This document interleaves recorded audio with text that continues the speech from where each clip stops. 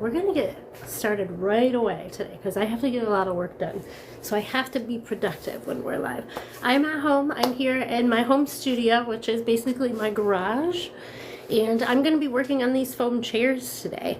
I've never upholstered a foam chair, so it does make me a little nervous, but what I want to reassure you about is that if you have ever done any kind of pattern making before at all, you can do this. Like if you've ever made a cushion, you can do this. It's just pattern making, it's just shapes, it's just patience, it's just time.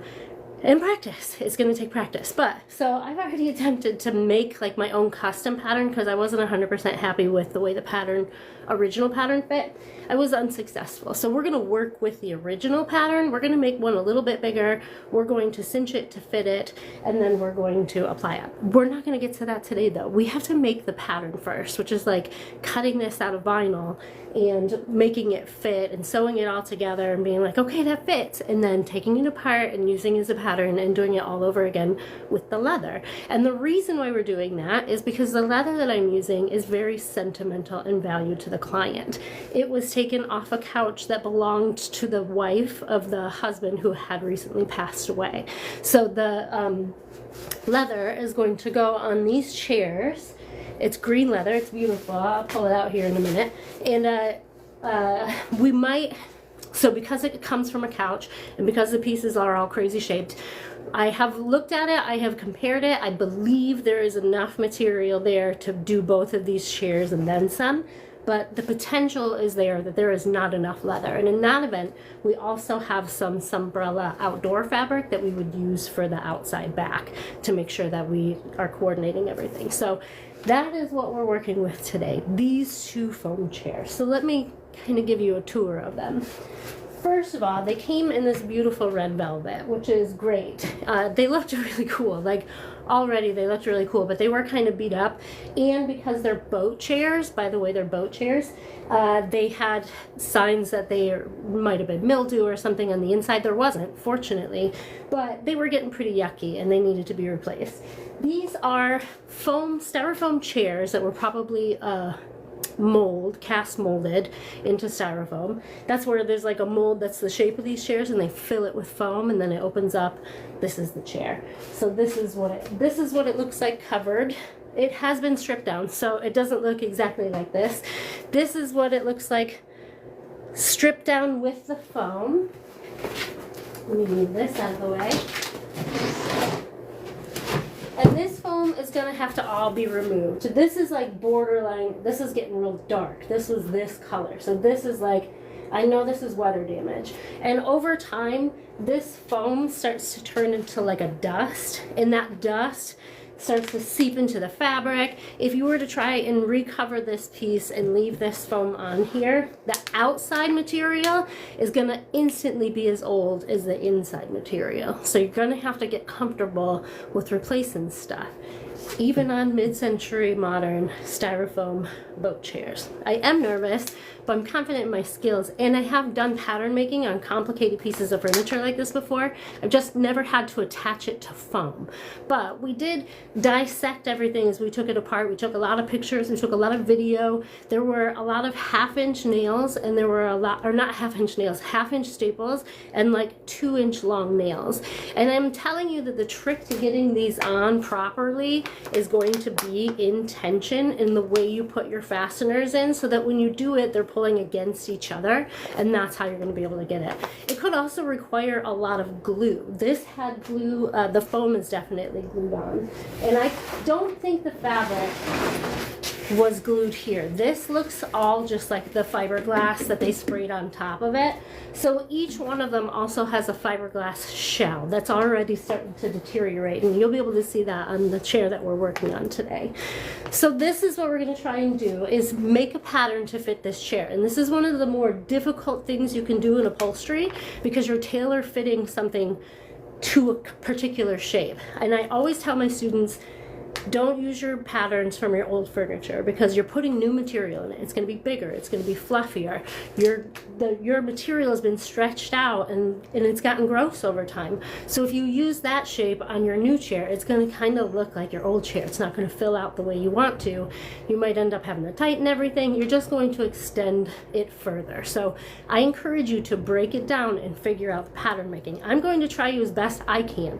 I'm self-taught though, so I might not use all the right terms.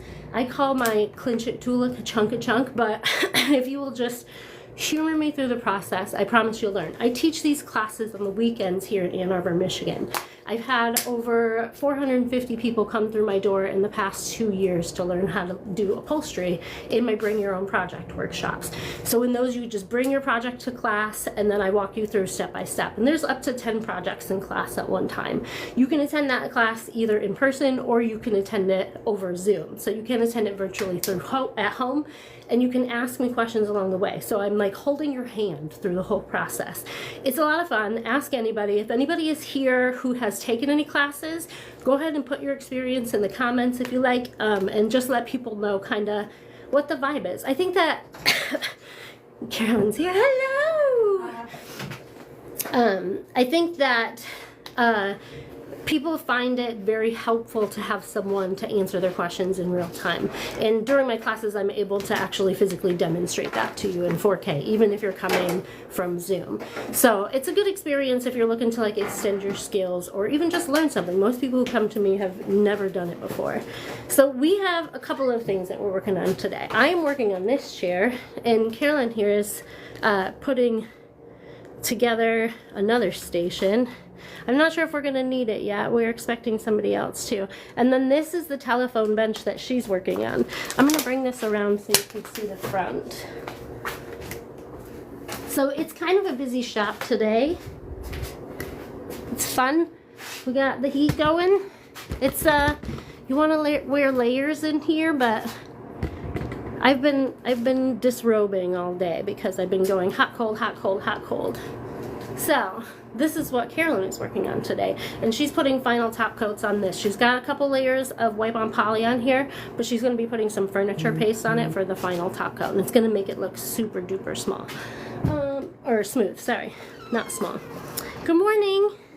So I don't think we have to set these up yet. I think Regan was coming today and I haven't seen her yet. I just wanted them to be here if she did come so that we could get her up on a station. Okay, so let me take a look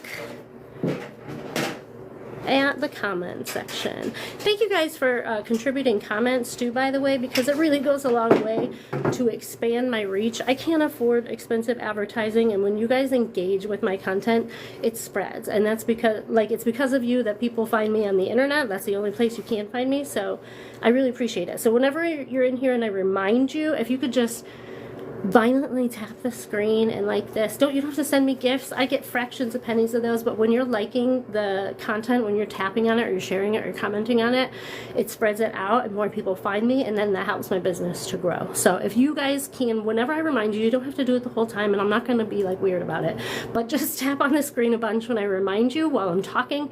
If you're learning something, if you're enjoying hanging out here, because we enjoy doing this and I really want to continue to do it, and we've grown a lot in the last 3 years, so I'd love to continue to show you how to do this. Also, worth noting, let me catch my breath. I've been since for 8 whole minutes now. Tonight, Tuesday, yeah, that's today, at 6 p.m. Eastern Standard Time, I have a Zoom that you can attend for free, and it is to talk about my new upcoming local mercantile in 2025. So if you want to learn about that, it's basically like a marketplace for makers, kind of like Cherish, but for makers in general, upholsterers, woodworkers, metalworkers, glass workers, ceramicists, whatever you make. It's a place where we can have our own profiles, and it's a place where clients can find us, and it's something that I want to do to sort of extend my knowledge of how to gain clients. I was in marketing for over 20 years before I started doing furniture, and I've been able to apply that experience to this. So I have some very specific experience that I had in tech that I'm going to apply apply to a platform that is going to be available to anyone. And I would love to share that information about that with you. So if you want to join the Zoom at 6 p.m. Eastern Standard Time, I think you have to follow my page on Facebook. There's like an event there, and it has the link in it, and I posted the link in there. I need to put that link in my bio. I'm too busy. I can find the link. Okay, Carolyn's going to find the link, and she's going to put it in the comment section here. So what I have to do, first of all, let me get Carolyn set off. So this is what we do in class. When you bring your project to class, let me stop moving. Don't move and talk. It's bad for editing.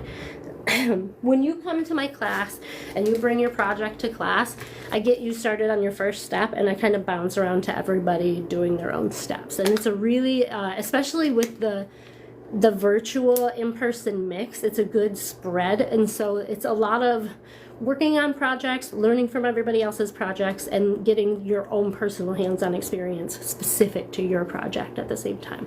So I'm going to get Carolyn going on her first step, and then we will start looking at this to see what we got going on. So Carolyn, we're going to need, I'm going to just flip this around and man the camera here for a minute. How is the weather in here? It's good.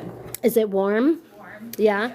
Under that lamp, it's going to be real warm. I've been like, this hoodie's been on and off all day. Yeah. So when I was like cleaning up, moving around real fast, it got real warm. So I am just in my garage, you guys. This is where we work out of. So this is the cabinet where I think the furniture paste is. And unfortunately, that was a really terrible spot to stack my fabric. So yeah, we need to stack it this way. And I'm going to put this on a tripod. I'm not going to make you do that. So I'm going to put this camera on the tripod, and you guys can just look at my wall. My Joann Fabrics display of fabric. I'm so, like, happy about this. I'm so happy about this. Okay, I'm going through the comments, guys. We're just going to, I'm going to answer these questions real quick. You've got wicked green. Oh, you should look under on the shelf. There's a whole nother shelf of velvet. And there's like a violet, like light purple. Oh my God, it's so cute. It'll look good with that hose, actually. We got to use that hose. We should color coordinate our hoses with our projects. Yeah. That's a good idea. I have to get water or I'm going to die.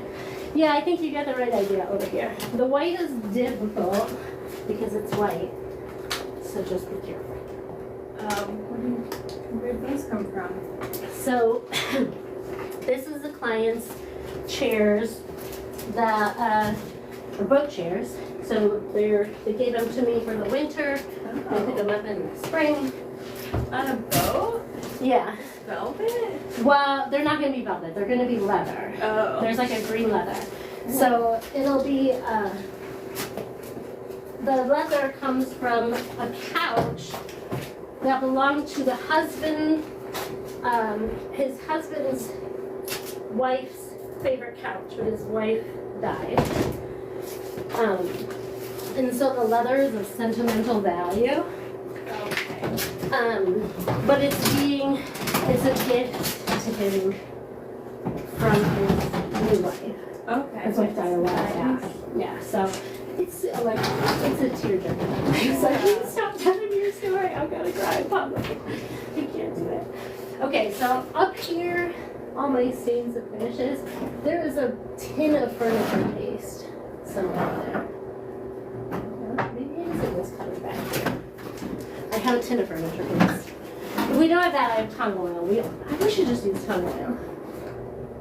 Because you can use those, just do that. Oh, do you have gloves? I have gloves. I have gloves. I actually have some in my car. Oh, if you're running great. low, I can just be fine. Perfect. Okay, I have the tongue oil here. I think with the above heat that will work just fine. Tongue oil? Yeah. Okay. Yeah, that's a really nice and smooth finish. Have you ever used tongue oil? Yeah, especially on that like dark color. It's really pretty. Okay. All right. Let me go. So, I'm gonna let you get that area set up. What's that? That's it! I already got it out. I got it out already. Okay, so she's got, let me get you started on that then. The furniture paste will be much faster. Okay. Like way faster, and it will cure just as hard. But it'll be, because this is just a simple little chair. And on stuff like this, like these flips, we had to put a lot more work into it than we wanted to. Yeah. And so at some point you have to just be like, let's get this shit out the door. My husband would always say, ship it, ship it, get it out of here. Yeah. So we're, you know, it's not going to be as expensive as some of the stuff you find on Marketplace, but it's like literally why we do this, so that we can make this shit accessible for people. Yeah. But it's not going to be cheap either, because we did, I mean, even just the materials alone, we put stuff into that. Yeah. And it's perfect. Okay, so this gets open, and this stuff works better actually when it's like warmed up. Okay. So don't get like super close. But you know, I'm not going to say that on that, because that's not a wise thing to do. Yeah. You know what I mean. Don't do this at home. Don't, yeah. We'll be heating our wax up. Don't heat your wax.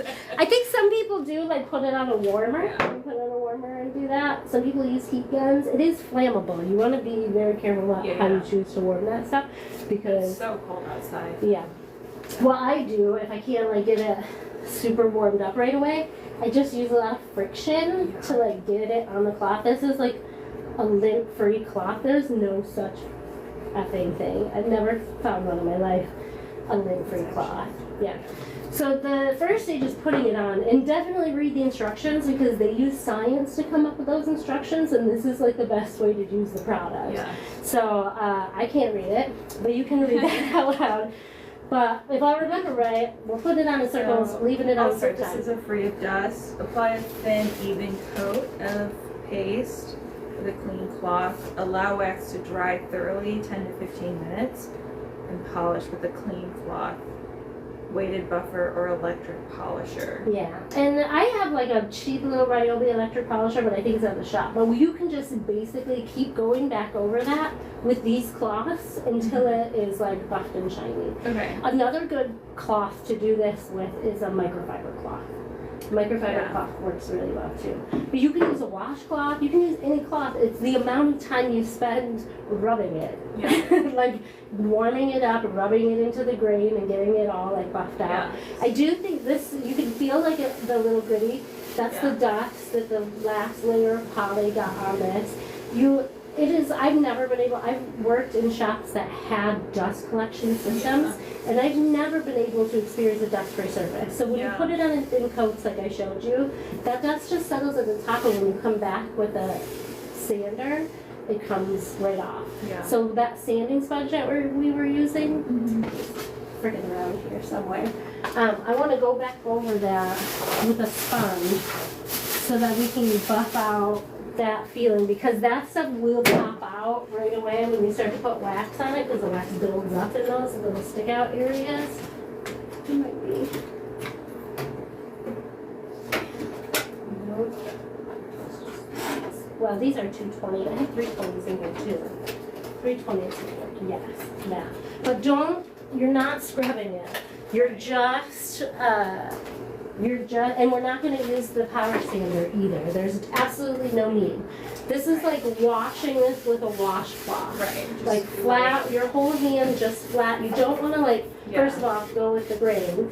And you don't want to dig in.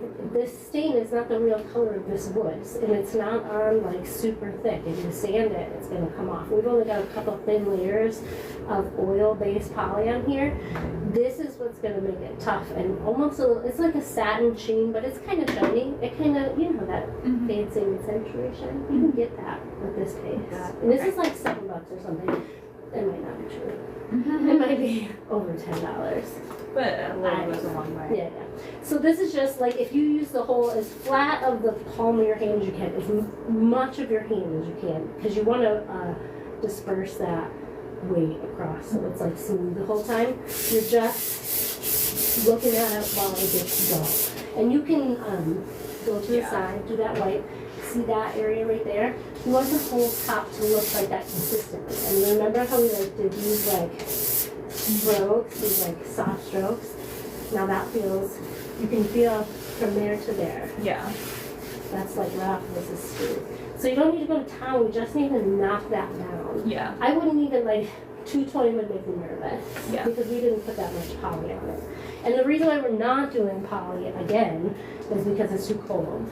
Like this, I don't know that even this, it's kind of warm in here, but I don't know if it's warm enough to cure in.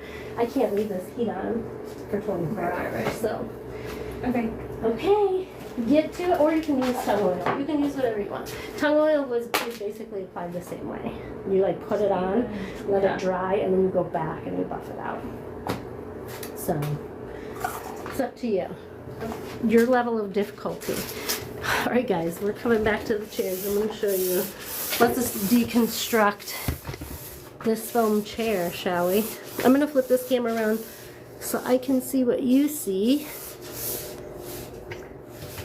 I am going to take a second to look at the comment section. And then I'm going to deconstruct this chair for you so you can see what all the parts are. Okay, I don't see any.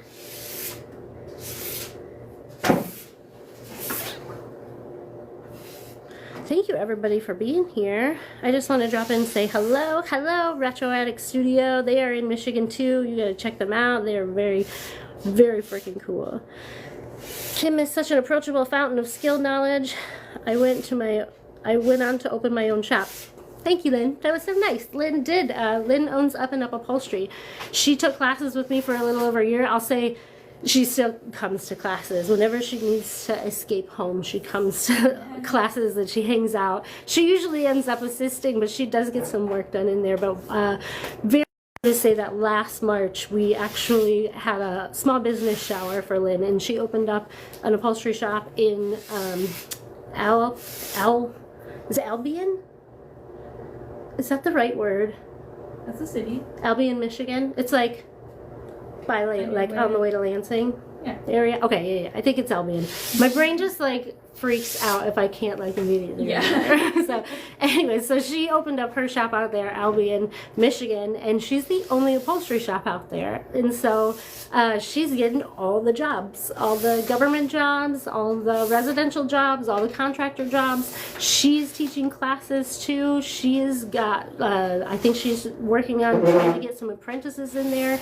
This business is like, in the highest demand that it's ever been. There's just not enough skilled tradespeople out there. And so I closed my business a few years ago. I started focusing more on teaching upholstery and furniture restoration. And we built kind of like a small little army of people who are making some really cool stuff. And there's, ways for you to be a part of that. And I have the local upholstery club on Facebook. It's a private group. Really cool place to be. You don't have unsolicited advice is not allowed in that group. You will get removed immediately without warning. So it's a really safe place to go if you're learning. So I highly recommend that. That is on the link in my bio too. So these are the foam chairs we're working on. I'm just looking through the comments again.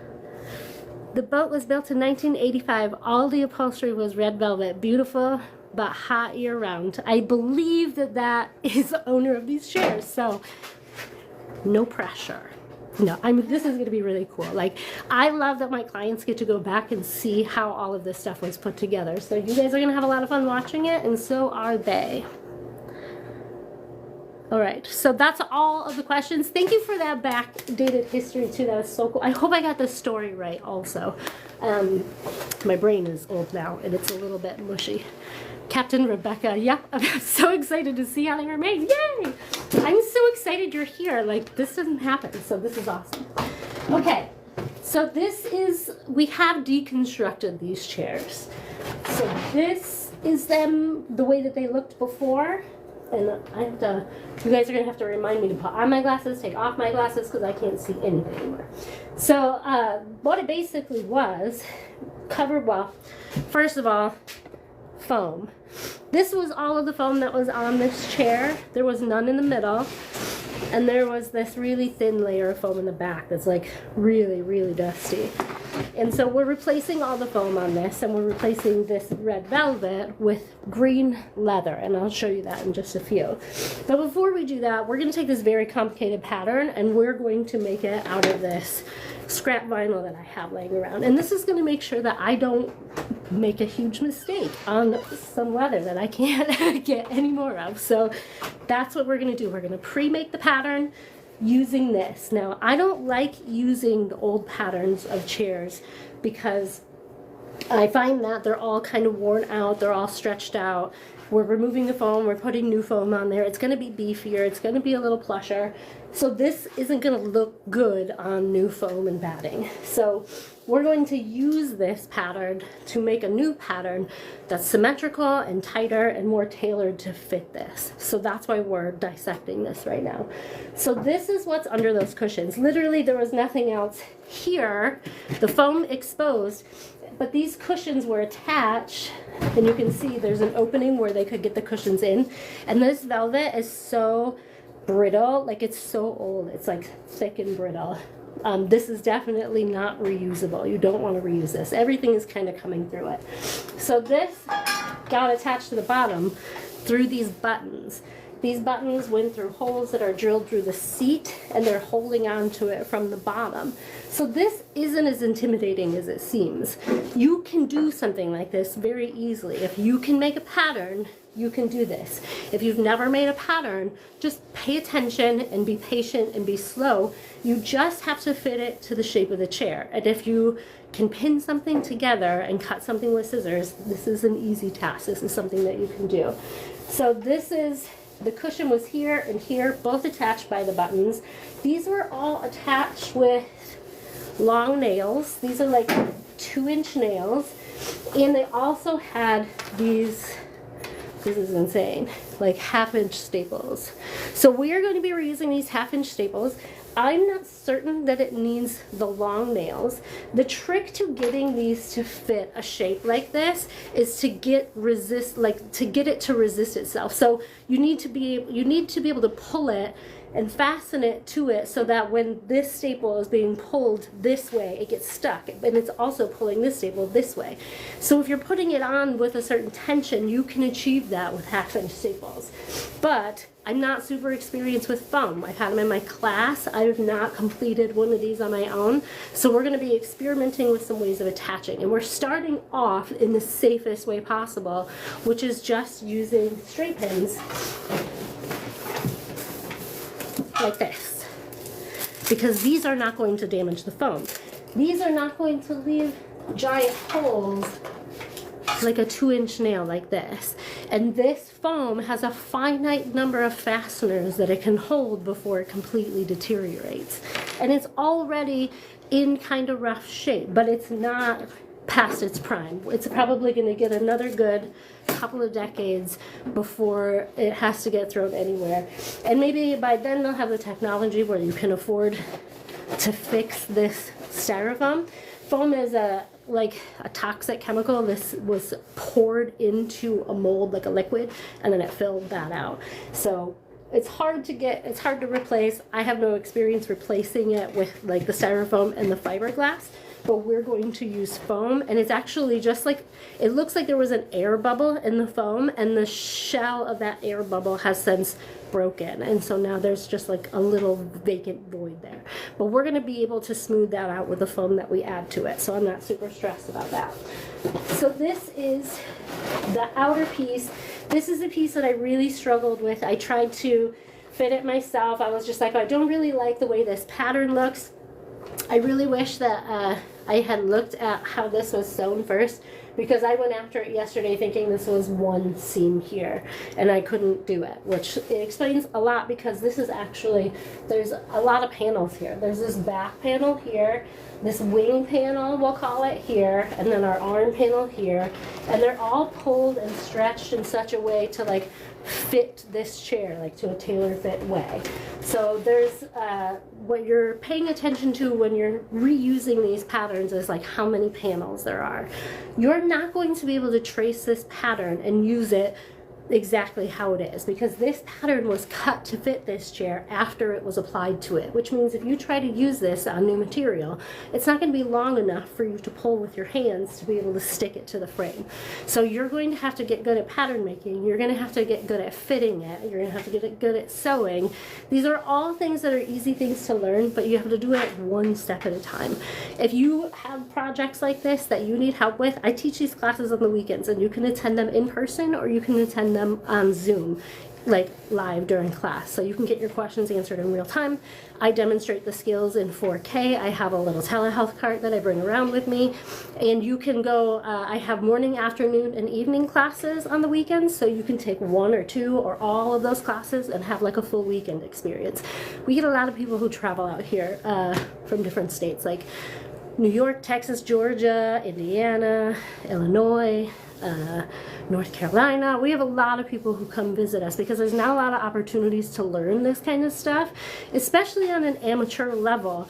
The industry in and of itself hasn't always been very open to the DIY community. That's changed a lot in the last 10 years. Like, I will say that it's been such a dream to see so many supportive upholsterers out there sharing their content. So that's not as true today as it was 10 years ago, but it's difficult to break into this industry when you don't have any skills. Even if you go into a shop and you're like, I will work for you for free if you will just teach me how to do this. Shops work in production and they're backed up like 9 months to a year. Call any shop and ask for an estimate. That's what they're going to tell you, because there's not enough skilled tradespeople to do the work, and there's an overabundance of work needed with interior designers, especially now that everything's getting super cheap and people are buying up real estate, commercial real estate and residential real estate to lease it out. So there's a lot of opportunity to make custom furniture, and there's a lot of levels of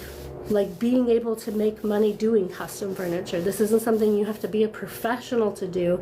You could do wrap and staple dining room seats at like $125 a seat, $100 a seat, even $50 a seat. If you're doing it from home in front of your television on your couch, and you have a niche that's just wrapping dining room seats, like during the holiday season when everyone's getting their seats covered, you're going to have a little bit extra income. So that's what like I've been trying to do, is get people. Like, I don't know if I'll ever have my own shop again. Like, I'm working towards it. That's like my goal. But I did learn that I don't need the big shop to be able to do the thing. And I did learn that having the big shop comes with a lot of extra responsibility and stress, that coming into this business, just learning how to do this by pulling furniture out of the trash and like restoring it and selling it on Facebook before Marketplace was even a thing. Like, no one thought that this was a thing that you could do professionally.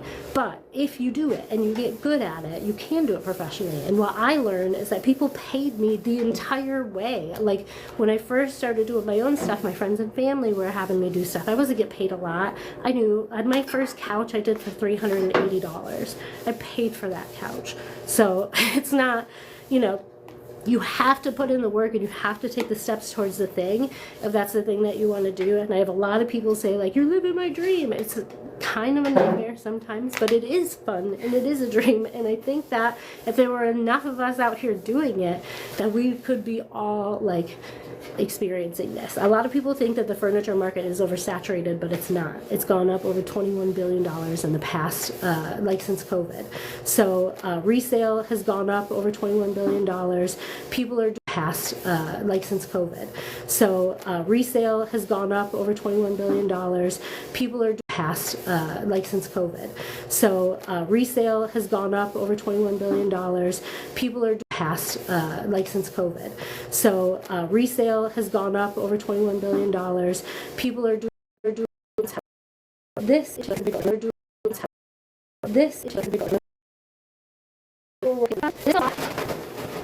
Then you can see what's underneath. Now, I removed all the foam off of this because the foam was falling apart and it was getting dangerous. Like, you can breathe it in at a certain point when it gets super old. Let me drink some water real quick.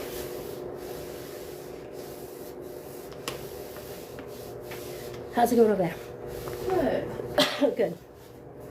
Okay. So this is without the foam on it. And I had to use, first, I tried to use a spatula and it just wasn't working because it's curved.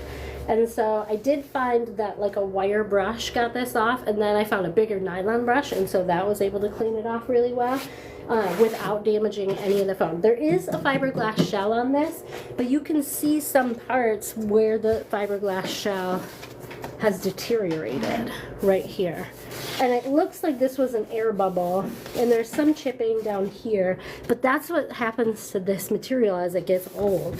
Styrofoam and foam, all kind of made from the same type of materials, turn into a dust when they get old, and so they start to deteriorate. This is pretty solid still.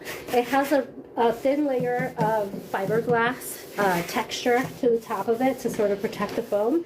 And I think that helps to keep the staples in too. And then there was that thin layer of foam on the back too. And I removed that with that nylon brush too. That came off much faster. And then I went over the whole thing with sandpaper. Like a 220 sandpaper, just to get any of the dust off. You don't want to breathe this in while you're working. I don't particularly enjoy wearing a mask while I work, especially if I have to talk during that. So I did wear a mask when I was taking all of this off, but I don't want to have to wear a mask when I'm putting the fabric on. So I made sure I got all the dusty stuff off. So the back piece, where did that go? Also comes in its own panels.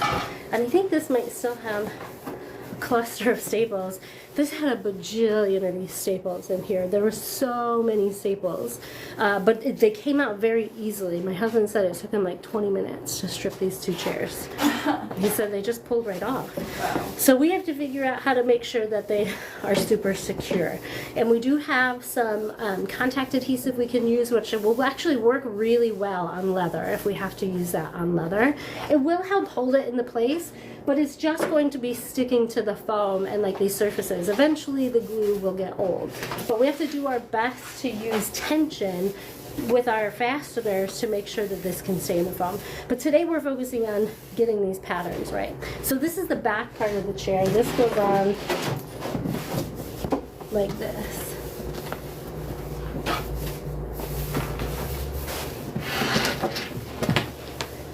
And it's fitted to it when it happens, but this has been removed. And so what we have to do today is get these pieces taken apart, get them recut into the practice vinyl, get that pinned to the chair to make it fit. Chances are, because one, I'm going to cut it bigger than it needs to be, and two, this pattern you're going to see, like, it's supposed to be symmetrical, both sides are going to be different shapes, so you have to like settle on a shape. You have to settle on a pattern, and that all is part of the pattern making process. So we'll get all of these patterns cut, and then we're going to get the foam glued to it, and we're going to get some batting on it, and then we're going to pin the pattern to it so that we can make sure it's nice and fitted, and then we're going to attach it. Well, yeah, we'll attach it temporarily with just a few staples. I call them, what is it, the 12 staples of mitigation?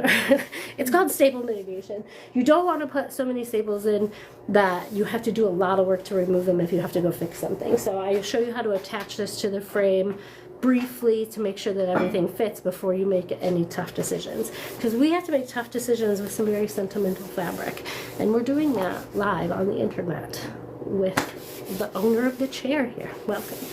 All right, I'm going to go through, look at these questions real quick, see if you guys have anything you need to know before we get going, and then we're going to get going. So just to recap, the owner is or was on here. I don't know if she's still here. She is telling us the boat was built in 1985. All the upholstery was red velvet, beautiful, but it was hot year round. So we're using a leather now. Let me pull that out.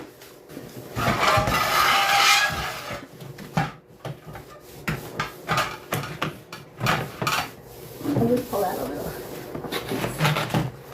So this leather is what's going on it.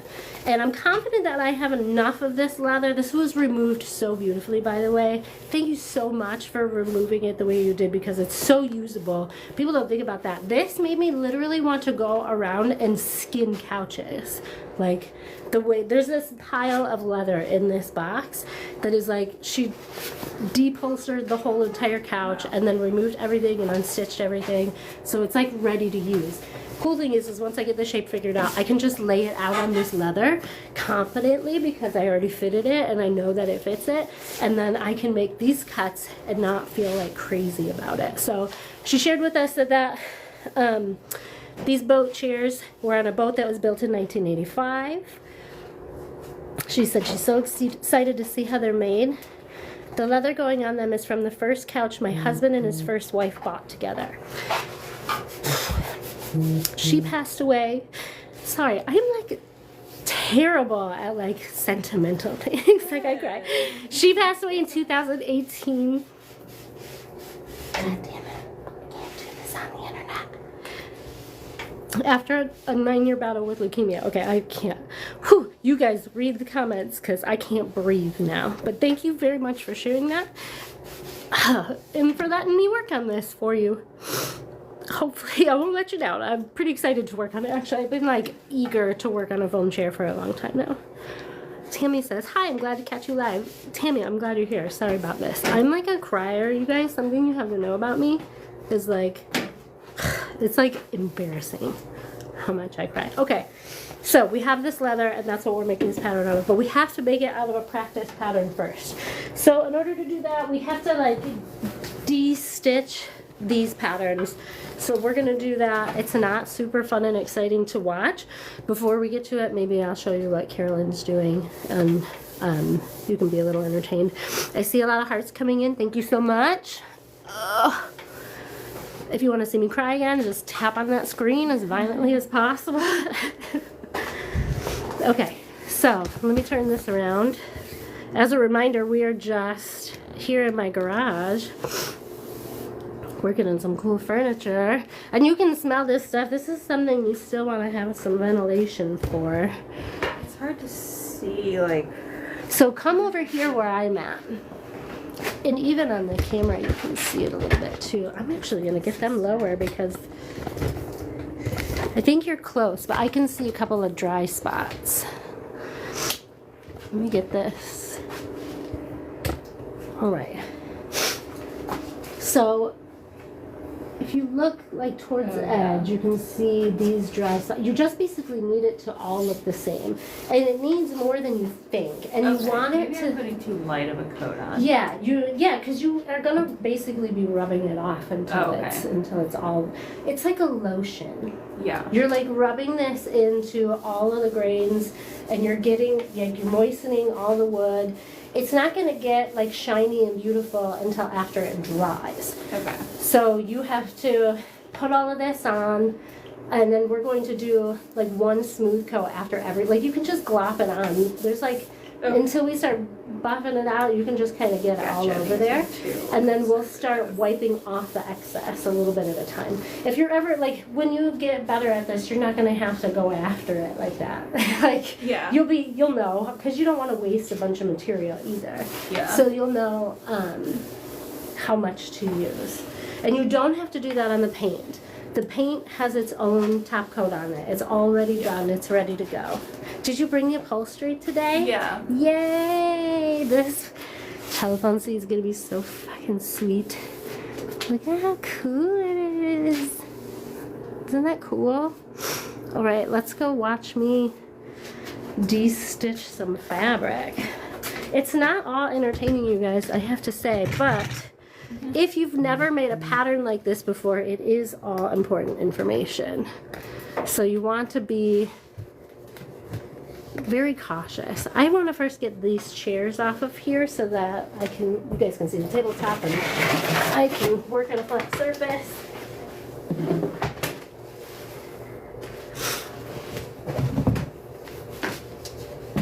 And this is one of the cool things about hiring me to do furniture is chances are you are going to see it be made on the internet, because that's how I get customers.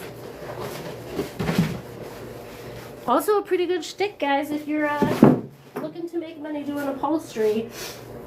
If you post about it, it is going to, like, people are going to pay attention because nobody's doing it. If you can be found, if you're a maker can be found, people will find you. Carolyn got clients after her first completion of a project in class, yeah? Yeah. Because you happen to be doing woodwork at a school that included upholstery, did they pay for your upholstery class? The school? Oh, Girl, you should invoice them for that shit. That's something that a lot of students do, especially if they're looking to like hone in on their skills. Yeah. Is they take the class to like work on their client projects. Oh, yeah. For Now sure. that I know all these people that make furniture, Right. that's where I've been getting my clients, people who want their furniture upholstered. Yeah. I tell you what, if you can get good at this, it's a really good gig and it's fun and rewarding. Do not jump out of your garage right away though. If I can just... And everyone thinks you're cool. if you could just pump the brakes on getting like a brick and mortar. Yeah. It's like, cause I found we were kind of skyrocketed into success prematurely because we took every job that came our way, and we worked, my husband also did metalwork and woodwork, so we did the whole shebang. So we worked with a lot of designers and architects, and we did that for 6 years. And at the last year, we had a year-long wait list. It was just after COVID. We were exhausted. We tried hiring people. We couldn't keep up with the demand on our own, and we decided it wasn't something we enjoyed doing anymore, and it was heartbreaking, so we closed. And it was the hardest thing we ever had to do was to admit that we failed at having a business. And for a very long time, we looked at it as failure, our business failed, but our business didn't fail. Our business was very successful. We did a lot of really cool stuff for a lot of cool people.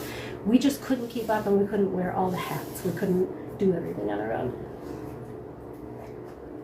So I started teaching so that you can sort of spread this out around the world and let other people learn how to do this and make money doing this too. It's going to make the industry more affordable and accessible to people wanting to purchase furniture, and it's going to create jobs for people or even just looking to make money on the side. You can specialize in just about anything upholstery related. You can make box cushions. People hate doing that.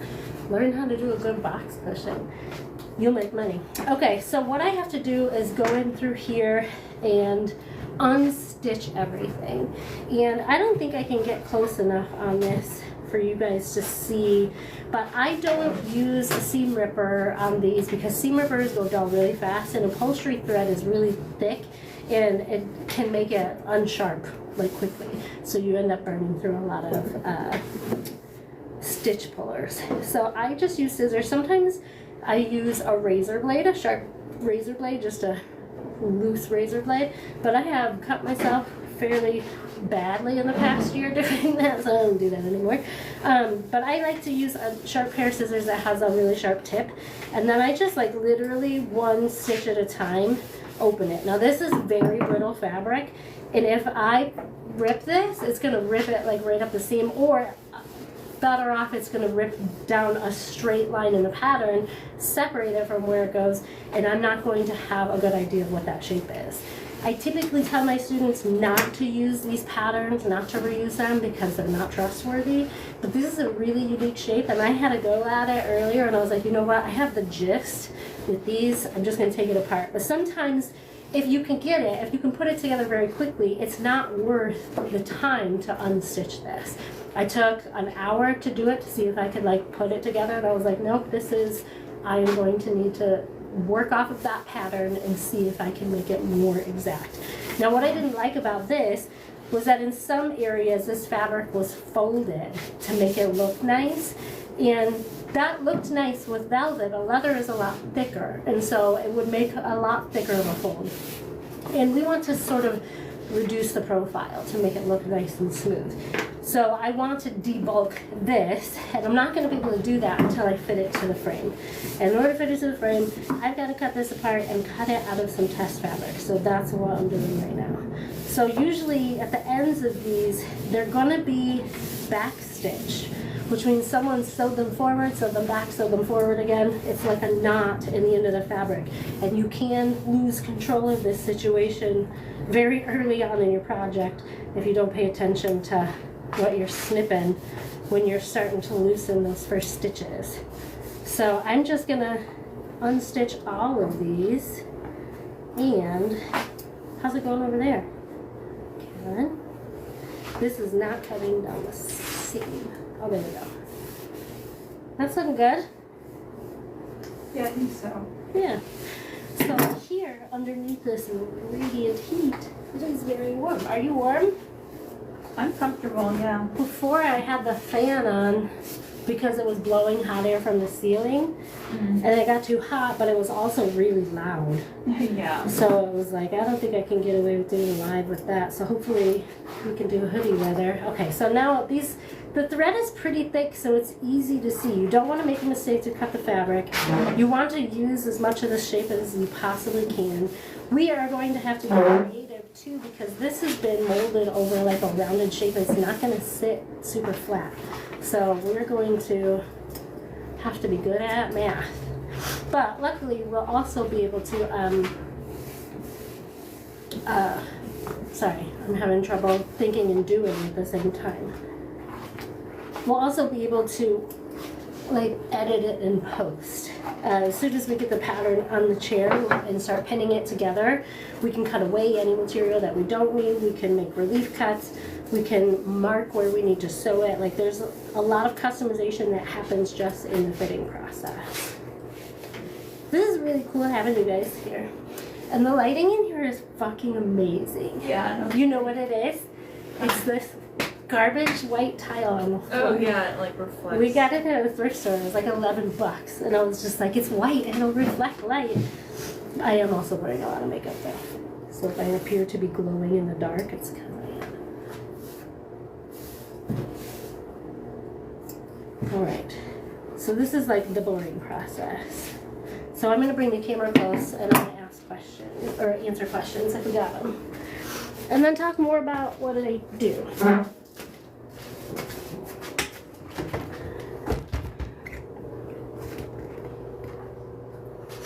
Okay. Here, you guys don't want to see the sewing part. Okay, I'm going through. Did you say practice vinyl? You'll make the pattern out of vinyl? Yes, and the reason why I'm making it out of vinyl, I'm making it from a similar material to the leather, one that has a similar stretch as the leather, because if you make the pattern out of something that doesn't feel like leather, it's not going to fit like leather. Leather is skin and it stretches a little bit, and this leather has already been used, so it's got like a little bit of an extra stretch. So I tried to find a material that has a similar stretch to it to use as the pattern. So that's what I just have this. I save a lot of scrap fabric now, and like 2025 I'm like vowing to like reuse as much stuff as possible. I've already been taking this class scraps to House and Home on those classes, and now we have like we're like Frankensteining foam to like make wingback chairs and stuff. But the ladies are loving it. They love that class. I just redid a couch that had leather on it. Fantastic. This the way that this leather was taken off of this chair it was done so beautifully. It made me want to skin couches. And if I ever get my own shop, it's gonna have a salvage area of skinned couches for sure. All love, and I'm so glad Instagram showed me your work. Thank you for being here, Rebecca. I'm glad that you saw it too. I do one thing. When we used to have our shop, we used to like hate. It was closed doors, no windows. We didn't like when clients came by because it ended up we would talk a lot to the clients because we're very friendly people, and then it ended up taking a lot of our time, and so projects would take longer because of client interaction. So we left our shop closed to the public and locked completely down. You couldn't see anything in, so that it looked like an abandoned building, so nobody would come in. But after closing my shop and teaching upholstery classes at my local makerspace, and I did a lot of like local events where just like propped up upholstery at the event and people could watch me do it, or I would teach them how to do it. Like I learned that I actually do like when people watch me do upholstery.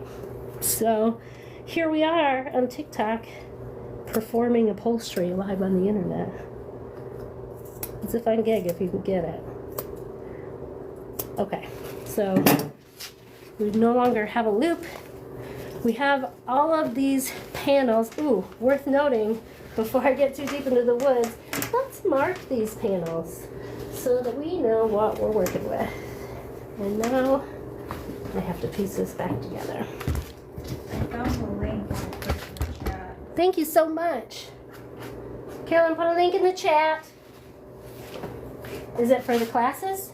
For the tonight. Oh, for the Zoom. Okay, yes, thank you. So Carolyn found the link to the Zoom tonight. I'm hosting a Zoom class tonight. It's not a class. It's a meeting. It's a meet and greet kind of. I have a platform that I am building for makers. So that is basically like, it's like a marketplace for makers. It's called Local Mercantile, and you can have your own profile there. You can sell your own products there. You can have your own client engagement, client interactions. You can manage your email and stuff there. I think there's even tools. There's going to be stages to this. There's tools that you can connect it straight to your social media. I found that when I was running my business, that the most difficult thing of making the cool thing and having a roof over your head was wearing all the hats to do the thing. We bled a lot of money in the estimation process because every time we had to talk to a customer, it would take hours, and that customer doesn't always lead to money. And you do enough of that. We were very popular. Everybody was calling us all the time, but it takes you out of production and you can't do the work.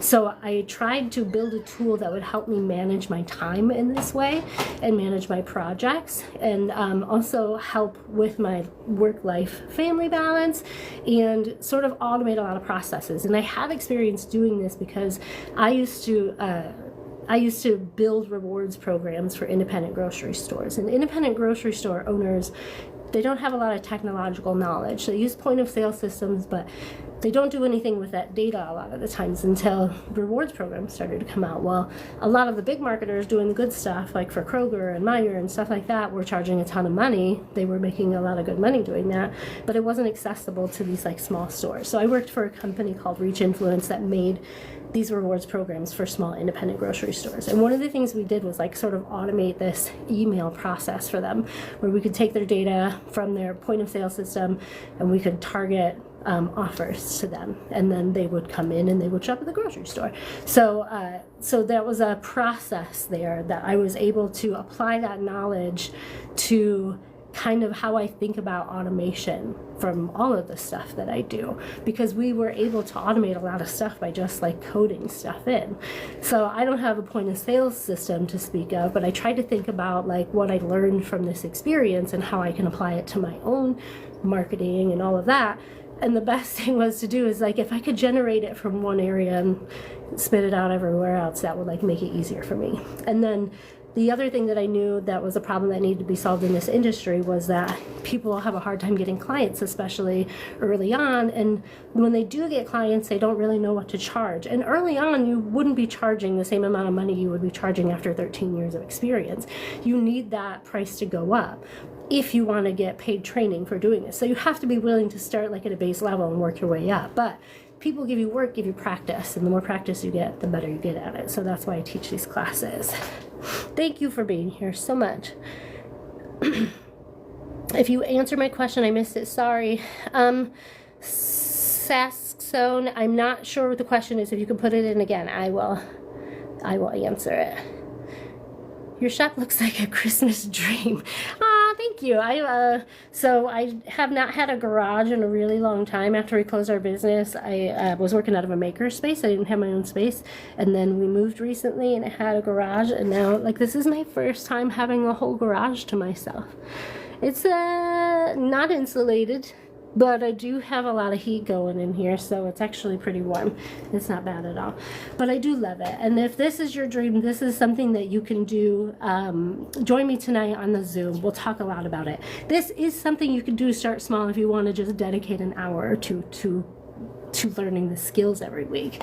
This is not something that's going to require you to take yourself out of your life completely, but it'll be more like building a hobby. So if this is something you want to learn how to do to make money, join us tonight at 6 p.m. I think that Carolyn put the link right here, or she just wrote the words link to work. I don't know what it does to links in here. Maybe it doesn't. If you guys go on Facebook and you look in the events section for Local Mercantile Roll Call, you'll find the link to the Zoom and you can join us there. And I'm going to try and get it in my but I'm sure it's not in my bio. I'm going to try and get, because I just came up with the meeting the other day. I was like, I finished doing something and I was like, I got to tell everybody. So this is like an unplanned thing. This is probably going to be messy. So you don't have to worry about it being formal or anything else. So like we're all hanging out, we're talking about the future. That's it. It's going to be a lot of fun. It's going to be really cool. Okay, so I'm going to continue working to take this part. See what happens when you're teaching, it actually takes longer. This is why you can't walk into an upholstery shop and say, hey, I'll work for you for free if you just teach me how to do this. Because it takes a lot longer to teach you through a project than it does to just do the project and get it done fast. But that attention is absolutely necessary, and so that's kind of why I'm trying to make this my job, so that you guys can all learn how to do this and you guys can start picking up from here and working your way through in your own communities. Do a search for upholstery in your community and see how many upholsterers you have in your area. I guarantee you that it is very few, and the reason for that is the old guard is literally aging out of the business, and there's no trade schools for this anymore. There's no one to pick this back up. No one is teaching it. There are very few opportunities to teach us across the United States.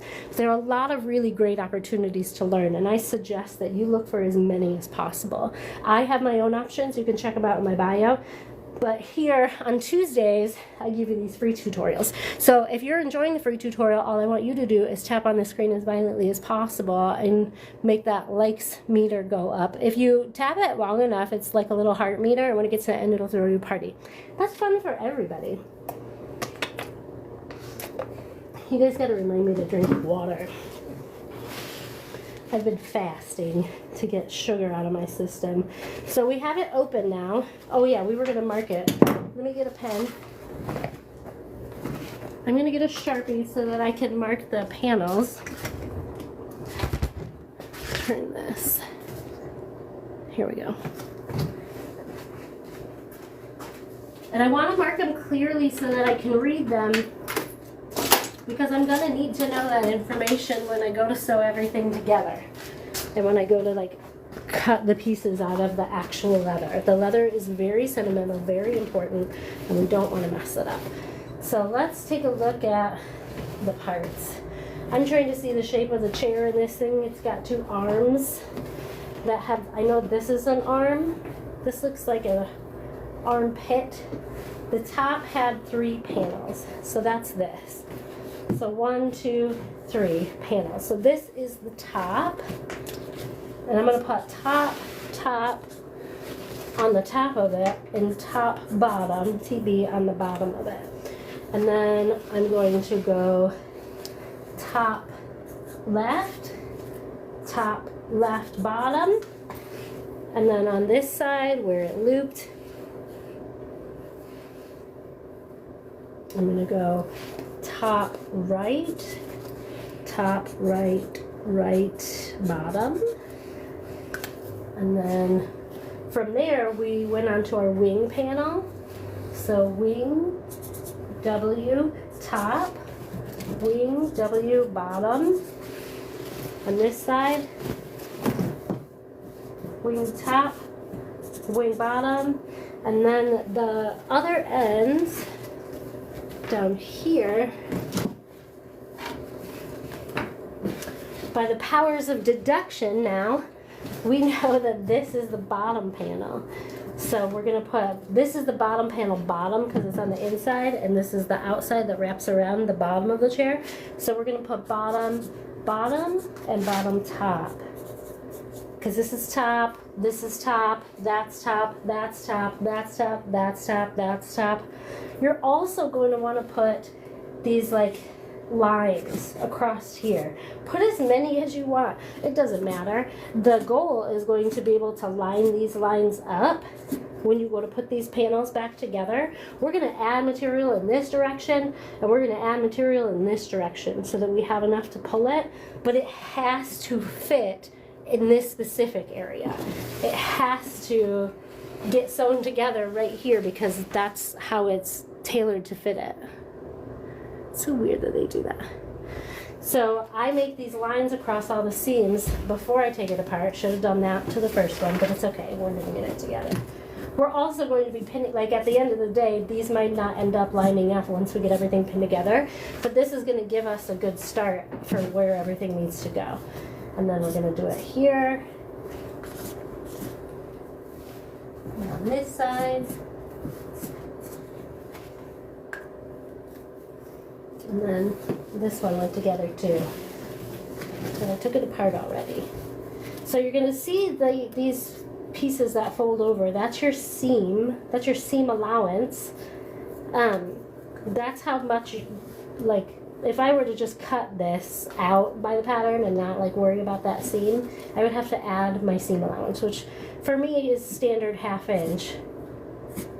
But for some people, they use other seam allowances. You can use your best judgment. I don't use anything shorter than a 1/2 inch because, especially on leather, that seam will stand up right on top of it.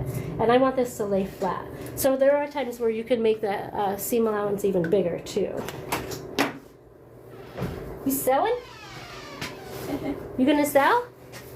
I'm gonna put batting on these cushions while I'm waiting. Fun. Okay, so now I can just finish taking this apart. And unfortunately, guys, this is not entertaining stuff, taking these apart. You can do it on the ground. Do batting. You can move this. You can, if you just sweep up.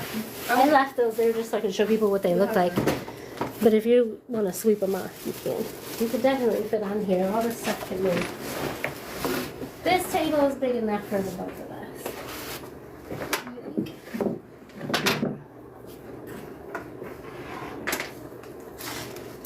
Especially since I'm just taking stitches out. I literally can do this anywhere. Okay.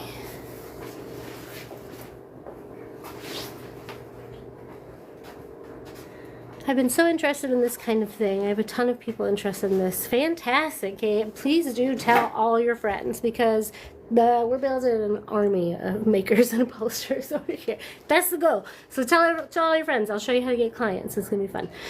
So I teach my classes. I do this free thing. I teach my classes on the weekends. You can come. It's 3 hours a class, $75 a class. You can attend in person or you can attend over Zoom.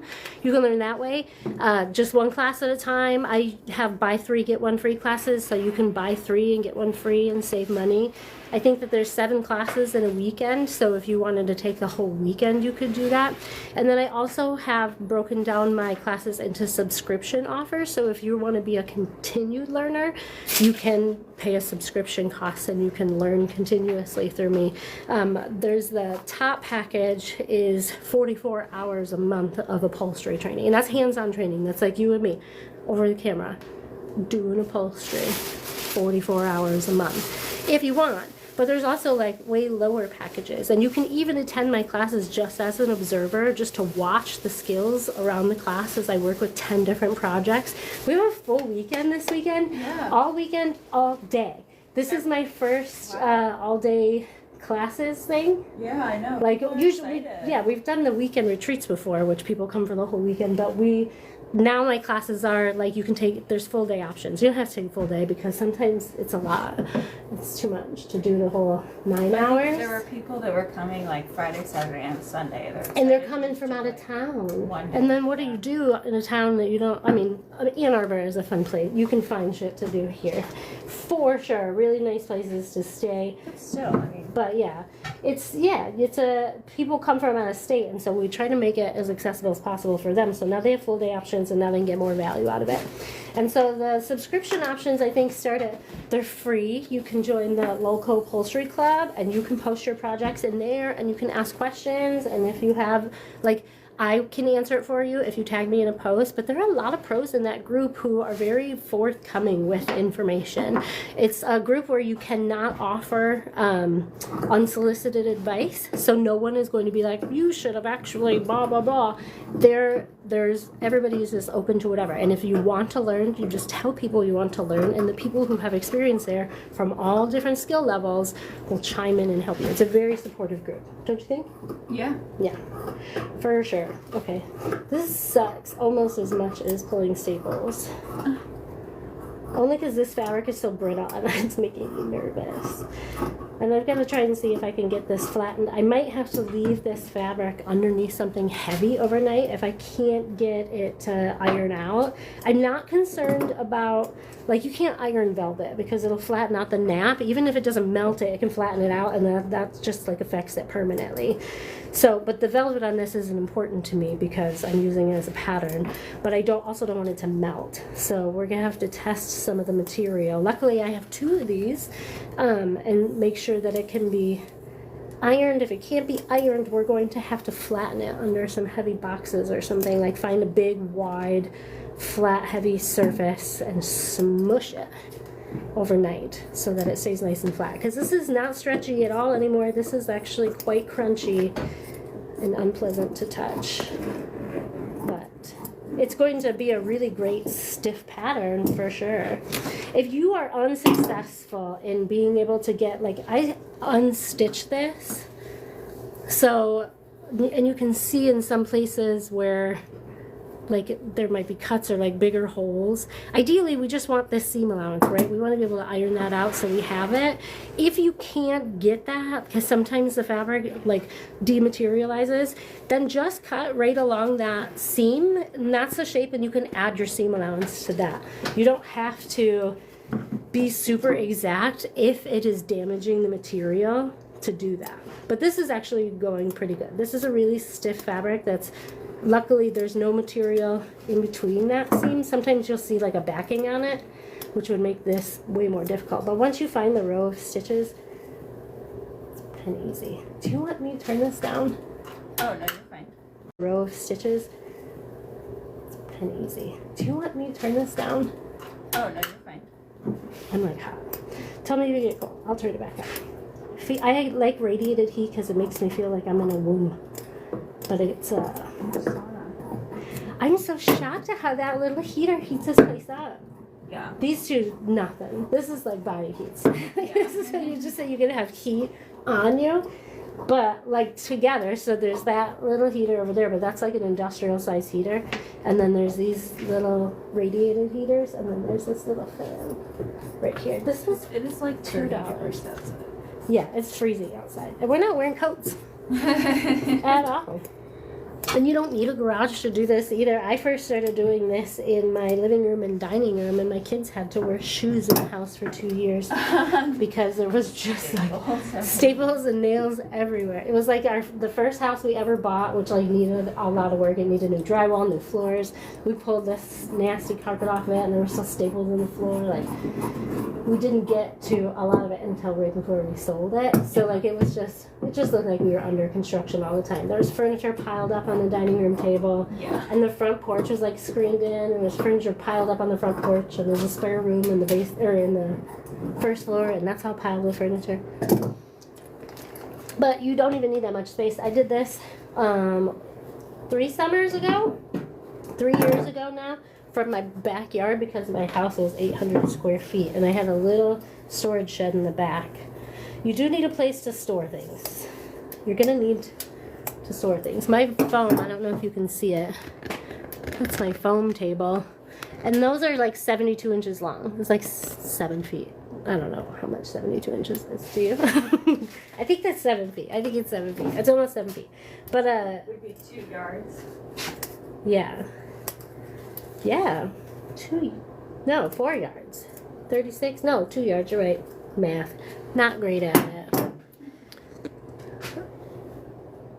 I work at Tandy Leather, so a ton of people come in asking about this kind of stuff.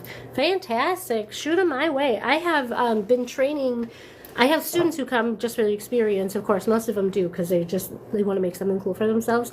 But like Carolyn, Up and Up Upholstery, Lynn Sellers from there, Lisa Ramsey from Ramsey House Design, like Regan from Whimsy and Woe Furniture. Like there's so many students who have gone on to start their own brands or businesses to do this kind of thing.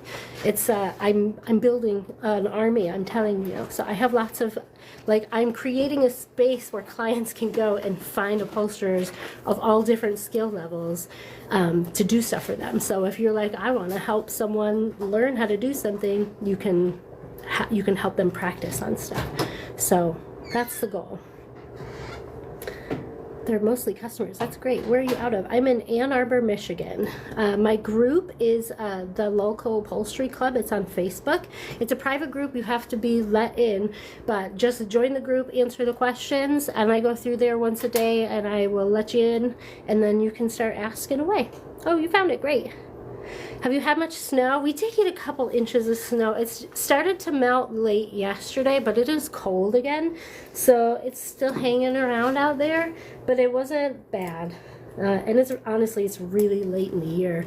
And even like, it's like in the 30s out there right now, below freezing. I think it's like 32, 31, 32. But it's still like, it used to be below 0 this time of year. So it's pretty warm.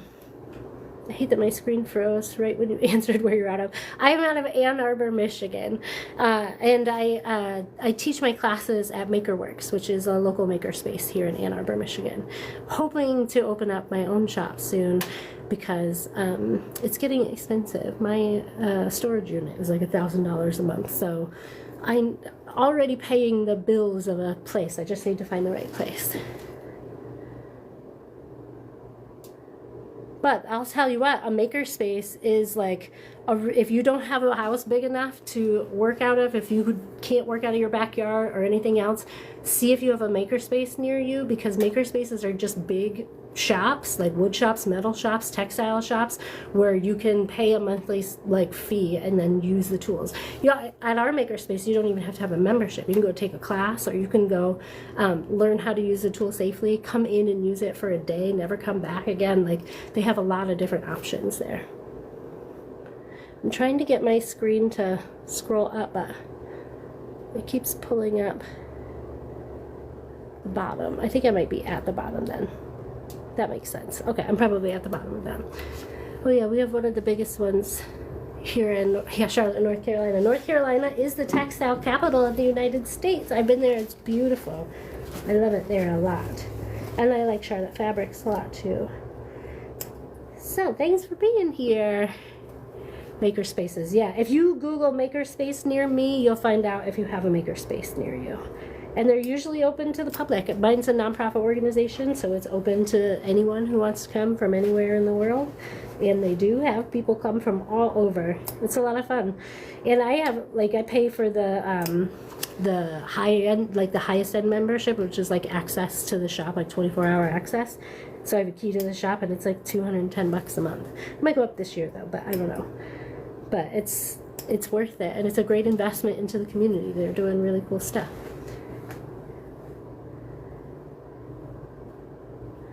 You're so cool, dude. I live in Detroit. I do upholstery in Pontiac at a high-end furniture shop. That's awesome. Welcome. What's your name? My name is Kim. My business name is Loco. I love to hang out. We have a lot of students who have turned pro through this, so we have a whole network of people we like to hang out. The industry has become so much more welcoming to people over the past 10 years. It's really good to see them being friendly towards each other. Nice to meet you, Mariah. Thank you so much for being here. This is really cool. I'm having a good time. And you guys aren't learning a lot while I'm just here unstitching. I do wish I had unstitched this prior to today, but I did not. So here we are. So now you can just ask me questions about anything you like. I also need to drink some more water. And then we'll take a look at what Carolyn is doing too. But the thing is I love to do these lives. I know they make my project take a little bit longer to do, but I do love teaching you guys how to do this.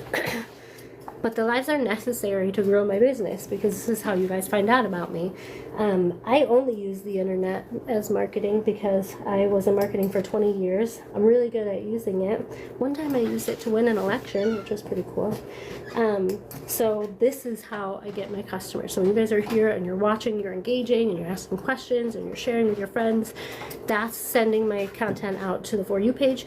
If you do something similar to me, that actually builds a bond and a network between both of our followers and client bases, and a relevancy on the internet that will help algorithms find you for this kind of work. So when you're engaging with here, it's helping us all. Have you you've gotten clients since you did classes, right? Just through share it on social media? Or in I school? would say all my clients have been networking in person. Oh, right. Because I don't really share that much on the internet, and that's my goal for 2025. Yeah. Is to be better about building a website. So yours is just word of mouth. Yeah, in I school. already have. I've made $1,000 this month. $1,000 this month? Yeah. How many hours? More than you like it? I think like 40 maybe. That's not bad. 40 hours? More than I would What make is that an hour? at my job. Yeah, what is that? What is that? $1,000. Is it divided by 40? What's that? Oh, it's $25 an hour. That's which not bad. the rate I want is. I budgeted out $40 an Yeah. hour, so it's taking me a little bit longer than my estimate. Right. But that's still like decent money. That's what I find. I can include you in this conversation too. That's what I find. Let me do this because it's not very entertaining to just watch me do this stitching. But I can do down here. I will just chit chat. Just two girls chatting. Just two girls chatting in the shop in my ma'am cave. Did you? My ma'am cave. That was. Let me be honest with you. That was a typo. Oh, really? But it is. I'm going with it. I was like, as soon as I read the typo, I was like, oh shit, that's hilarious. Yeah, And then I posted it, but it was like I can't see anymore. So I thought I was like, this is my man cave, motherfuckers. But Yeah. I said ma'am cave, and that was amazing. No, it's So now it is my ma'am cave. So we got two pieces for you. Anyway, so what we were talking about? Oh, so your time. Yeah. So my time is like longer than I want. And that's part of practicing. That was Yeah. one of the hardest things to swallow when we had our own shop. Every single project took longer than expected. We were learning Especially if our you're basic doing everything. new. That's yeah. Yeah. That's the hard part about custom shop, where every project is different. Yeah. And you maybe after a while there's some. There are a lot of consistency. consistencies. There are a lot of consistencies. Like, I mean, you've been doing these box cushions now Yeah. for $1,000 a month. Yeah. Just box cushions, right? Yeah. It's only, you haven't done any chairs or anything. And what do you have a box cushion down to now? If you could sit down and do a box cushion. I feel like a lot of it too is I was driving to a makerspace, but now that I have my sewing machine set up in my house, I feel like that cuts down some of the time. It's also, ideally, I would break the sewing up into like 2 or 3 hour chunks, because I don't like sewing for more than 2 or 3 hours at a time. Like, it's like strenuous on my eyes. Yeah.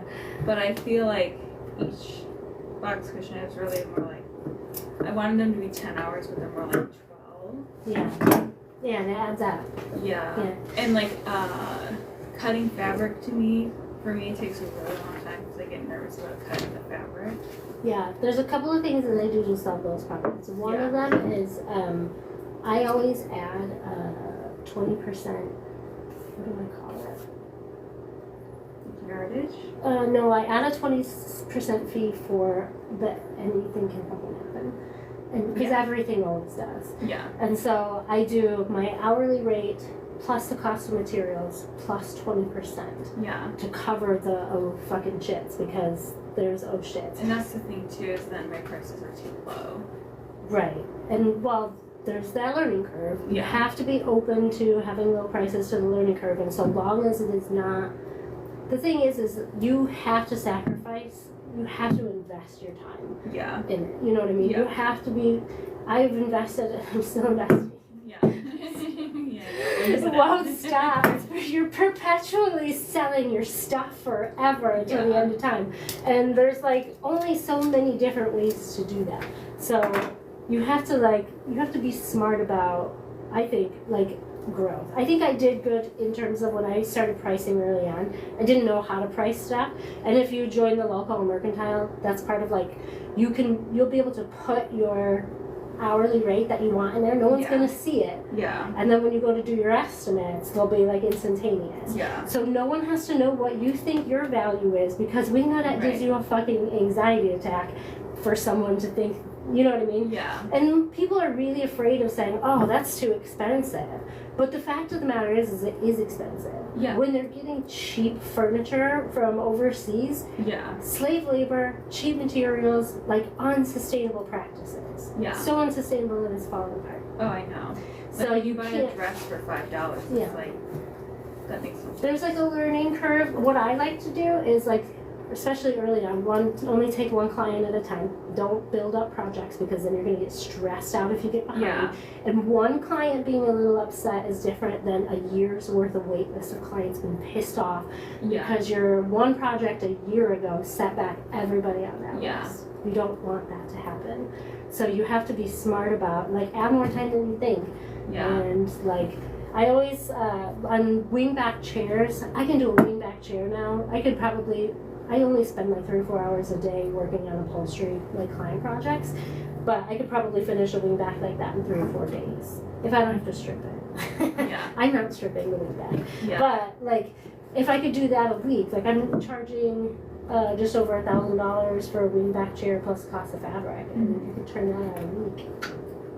Yeah. That's This what thing it's too, it's like, I think I'm also telling them too short of a turnaround, and then like have another job, and I have like life that happens, so it's like I can't look at my calendar. I need to like add an extra week. Yeah. Well, I also like I turned all my notifications off because of clients calling and asking, and like it just being so stressful, especially during COVID, because everybody was trying to get everything done during COVID because they were shut down, and they weren't going to open anytime soon. They were really shut down for a very long time.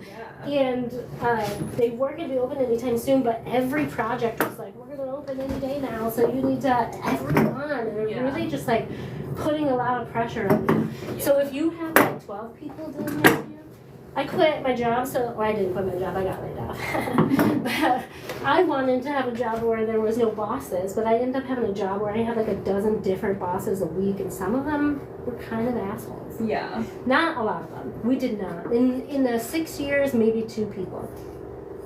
Yeah. But yeah, I mean, it's just like, I feel like we're ambitious people, so we inflict a lot of pressure onto ourselves. yeah. So I have to like just give myself time in my estimates. And for some So reason, not we're so, really like- tough on ourselves about estimating our own value. Yeah. But there is a value that you have to charge to cover your living expenses. Yeah. And then there is another amount that you have to add on to that to make sure you're making a profit. Yeah. Because you're starting off from behind, like we did, Yeah. and you don't have any capital to move ahead. Like, you have to be prepared for that. All right, I have everything apart. So now we're going to try and iron it. And because I have another one of these, I'm just going to work directly with this to see how we go. Let me see if you guys have any questions. Thank you so much for following Chase. I really appreciate it. Do you have any students in North Carolina for upholstery? I have a lot of customers that are looking. I do, and Kristen has been doing classes, and she's been to all my retreats. She's very skilled. DM me, and I will get you her. Well, I'll check and make sure it's okay to share her information, and then I'll get you her contact information. But yes, Kristen is a student that's been working with me for a couple of years now, and she's great. And she takes her time, and plus, if she felt like stressed out about a project, she would bring it to my class, and I would walk her through it. So as long as you're comfortable with that level of expertise, her pricing, I'm sure, will be, matching that, but for sure. And that's what we're trying to do. I have a sponsor student program where if you're a student who's taken my classes and you've completed a project that you took in my class, you don't even have to finish it in my class. You just have to have completed it. You're eligible to be sponsored, which I have clients who don't want to pay like a high price for upholstery or can't pay high prices for upholstery, who can pay for the cost of classes and materials. And then my student comes to class and I walk them through the project in class, which gives you, it's like a third less than regular upholstery, maybe more sometimes depending on what it is, but it's a good way to save money on upholstery because you're going to get professional results every time because they are not finished with it until it's finished, and that does make it take a lot longer, I think, than some upholstery projects, but we are still looking at like weeks and not months and years for this kind of thing if they're consistent in going to classes. So in doing that, in hiring students or people who are new at this but still do really well to like do your stuff, you're getting higher turnovers if you're hiring people who are only taking on one project at a time because they don't have a long list of people to wait for. So that's what we're trying to do here. All right, so now I'm gonna get the iron plugged in. I feel like I'm really pushing my luck here with my electrical outlets. With all the heaters. So far, so good. Is it too warm over here? Do you need this light again? Are you chilly? No, I'm just gonna hopping outside to do this. Oh. So we're gonna get that warmed up. Probably not super hot, but we need a piece of fabric to put between that so it doesn't melt. I don't know if I have a fabric that doesn't melt. Maybe use the I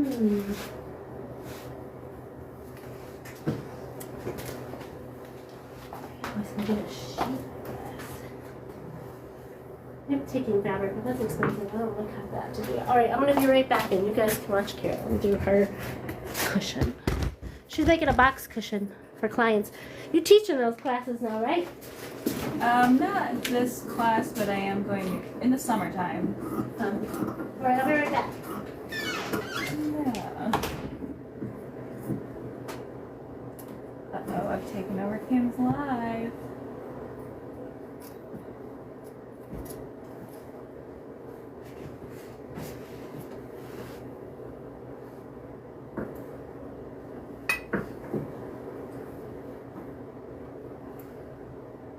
Actually, I bought the wrong size.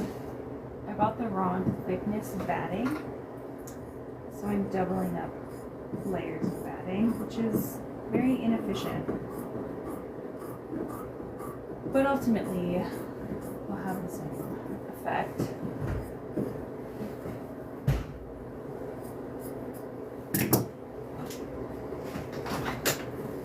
I'm so glad these leaders are working out. I've been super bummed if I had to take this operation into the basement. I hear this stuff, if you steam it, it blows up. Oh, I was just gonna like double up layers. We should try to steam This it. is half as thick.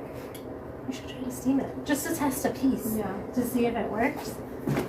Because I saw a student do it and was like, holy shit, I didn't know. It's because it's quilting fabric. Yeah. Or quilting batting. So this is just a high pressure steamer. Don't do it to your foam. Yeah. Do it to a practice piece. Then get your cushion on there when everything is done and do it to it while it's in the cushion. Yeah. Because it'll make it poofy. What's this? I can look inside this real quick. Okay, so this has a thing that'll tell you when it's ready. So then you can just steam it and see if that works. All right, I'm gonna maybe I'll go on this side. Okay. This is the Joann's thread. Just break it in the machine. It's so expensive for what you get. Well, I think there was like a buy one get two free sale or something, which is why I got them.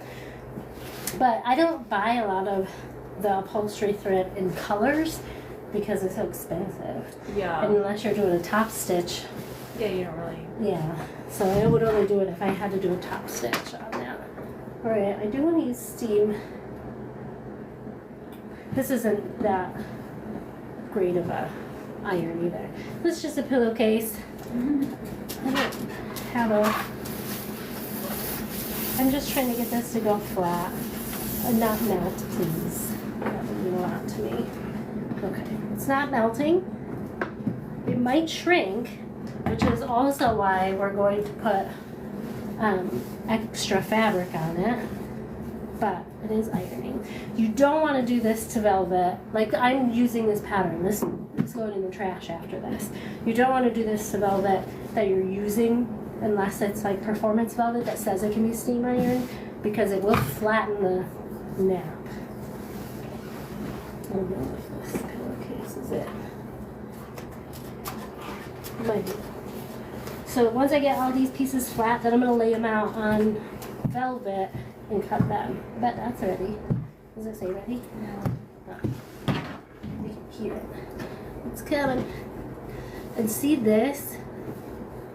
Like this is from being stretched around that chair. Like this is never going to lay flat like this. So we've got to figure out how to get that to lay flat. We're probably going to have to cut it. Yeah. Which means that's the more material we'll be adding.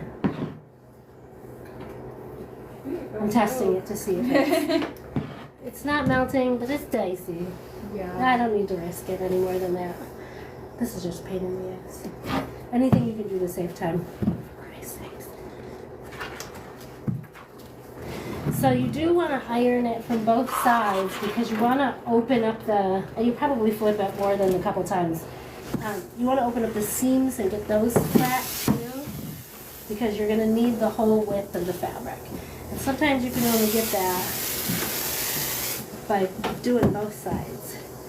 And if it's too crusty, you can just leave it and just add your seam bones, which is what I think I'm going to do here. Because these are pretty crusted over, like they're almost fused to the other side of the fabric. So instead of waste any time cutting that out, I'm just going to add my seam allowance to my pattern. It does fluff up a little bit, but not quite. No, Because I want it to be a ½ inch. yeah. Yeah, just do both. You can use my pattern there if you want to.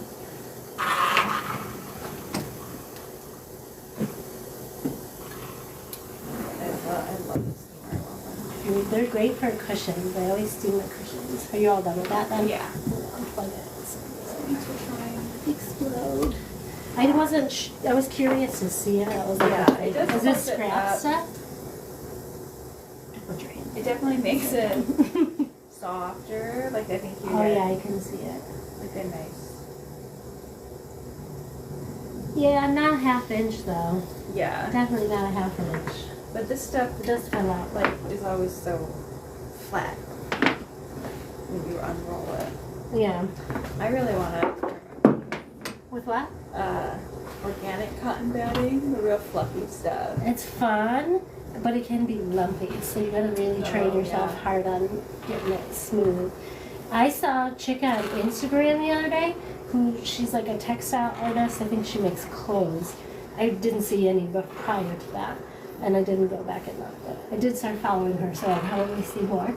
She takes her scraps and shreds them into this like fine dust and turns them into like a felt, and then uses it to make like leather. Like she uses it to make art, Yeah. but that would make batting. Yeah. That would make batting. She uses like a natural glue. My goal in 2025 is to waste less fucking material. Yeah.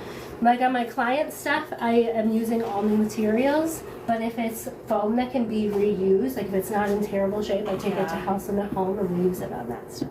And that's been working out great. We only ever had to spend $50 on materials. Wow. And it's been like 3 months. Yeah. Alright, I think that's as fun as that one's gonna get, so let's run through this pile here. And you may not get all the curves out of these shapes. You're going to have to get creative, but that's why we're gonna make these pieces bigger than we need.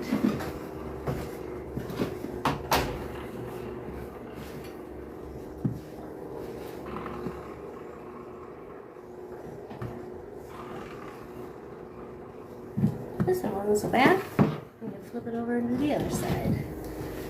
And I'll bring this over, answer some questions if you guys got them.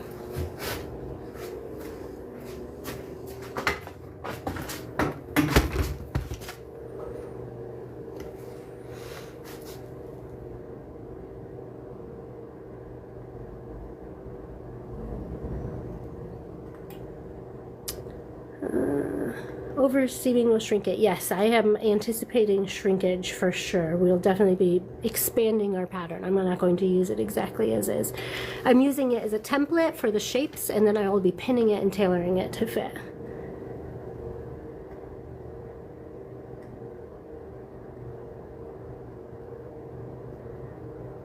Okay, I think that's it.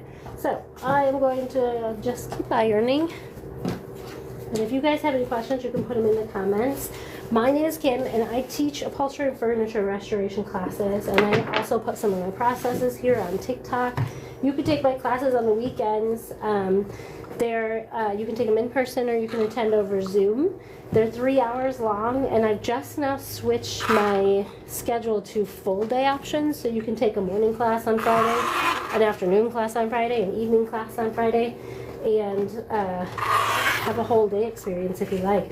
We do get a lot of people from out of town, but if you can't make the trek to Ann Arbor, Michigan, you can join these classes over Zoom. And I have a 4K camera that I take around with me that I can point at things while I'm demonstrating them. So the idea is you bring your project to the class, and then I just walk you through step by step. There's up to 10 projects in the class at one time.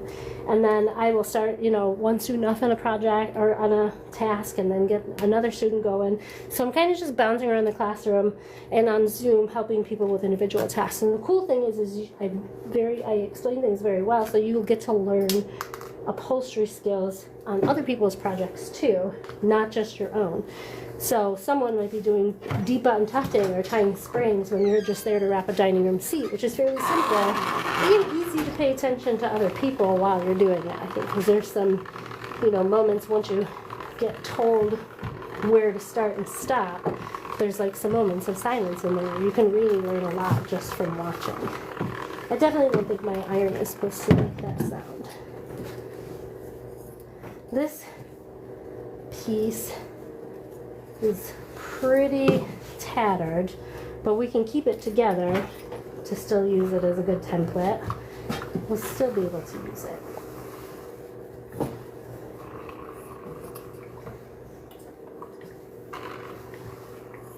And yeah, there's still a couple staples in here. Oh no, that's just, the fabric feels very sharp there. Fun. Okay, we're almost in. We're halfway through the whole project here, ironing it, and then we get to trace it. And then we're going to start pinning. What time do we got? 12:30. Oh, we have tons of time. We're definitely going to get to the fitting the pattern today. But we're going to be doing that with vinyl, not with the final leather fabric that's going on it. We're going to make a test pattern to build confidence in our skills. Because like I said, I've done a lot of complicated pattern making before, but I've never worked with a foam chair. So I'm taking my time, and I'm taking every step with as though I'm approaching it brand new for the very first time, with the knowledge of 13 years of upholstery experience. Slowing down, for sure.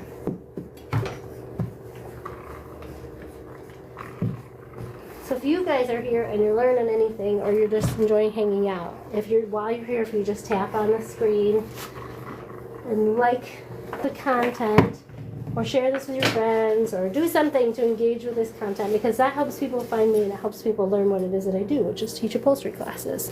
So when you're engaging with this content, people like you, people who are into this stuff too, are able to find it that way. Well, this one's rough.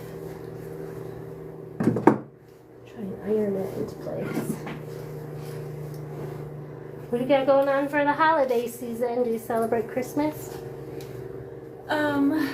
Yeah, I feel like everyone else in my life gets really into Christmas, so I do too. I get more into New Year's, because I like to figure out what happened this year, and set my goals, and I'm not gonna lie, October through January is pretty sweet holidays.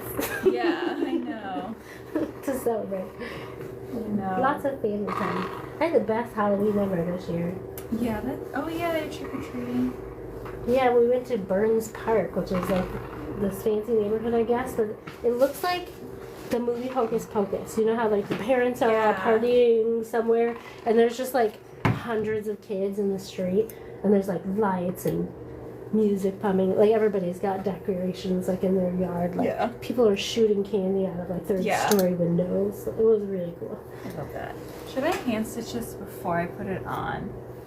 It's just like a tiny that little bit. guy. Yeah, because it'll just pull more if you don't. Okay. And I think I have stuck to that little magnet up there on my thingy. is a little curved needle that you can do that with.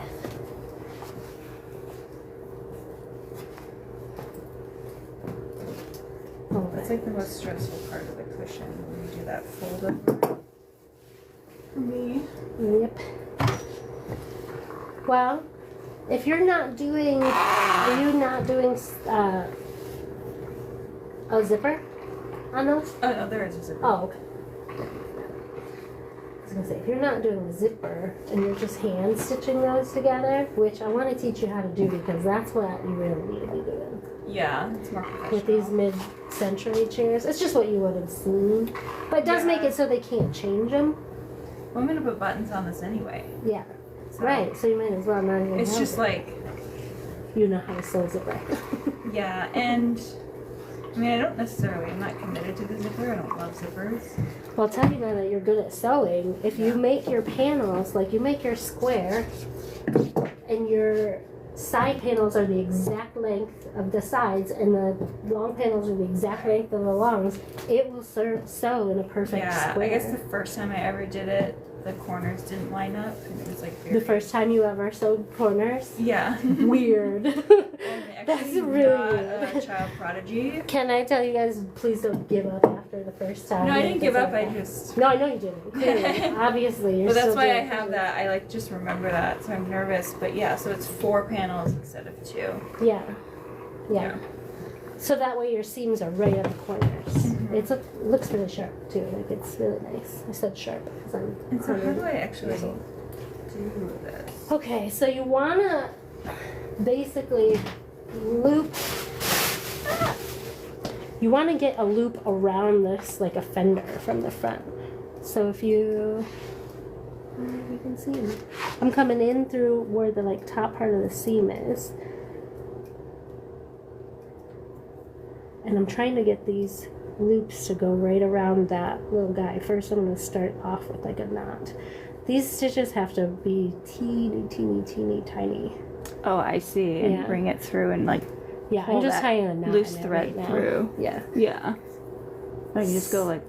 Yeah, just the through. wall. Oh, don't do it to the fabric. Make sure you're in this crack because then you won't see. Yeah. You won't see it.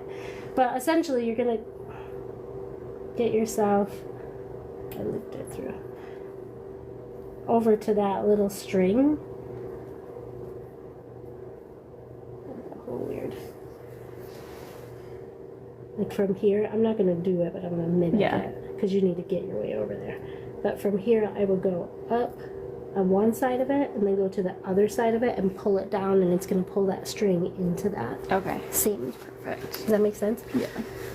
Good, good, good, good, good, good, good. Okay, we're ready to start cutting our fake panels.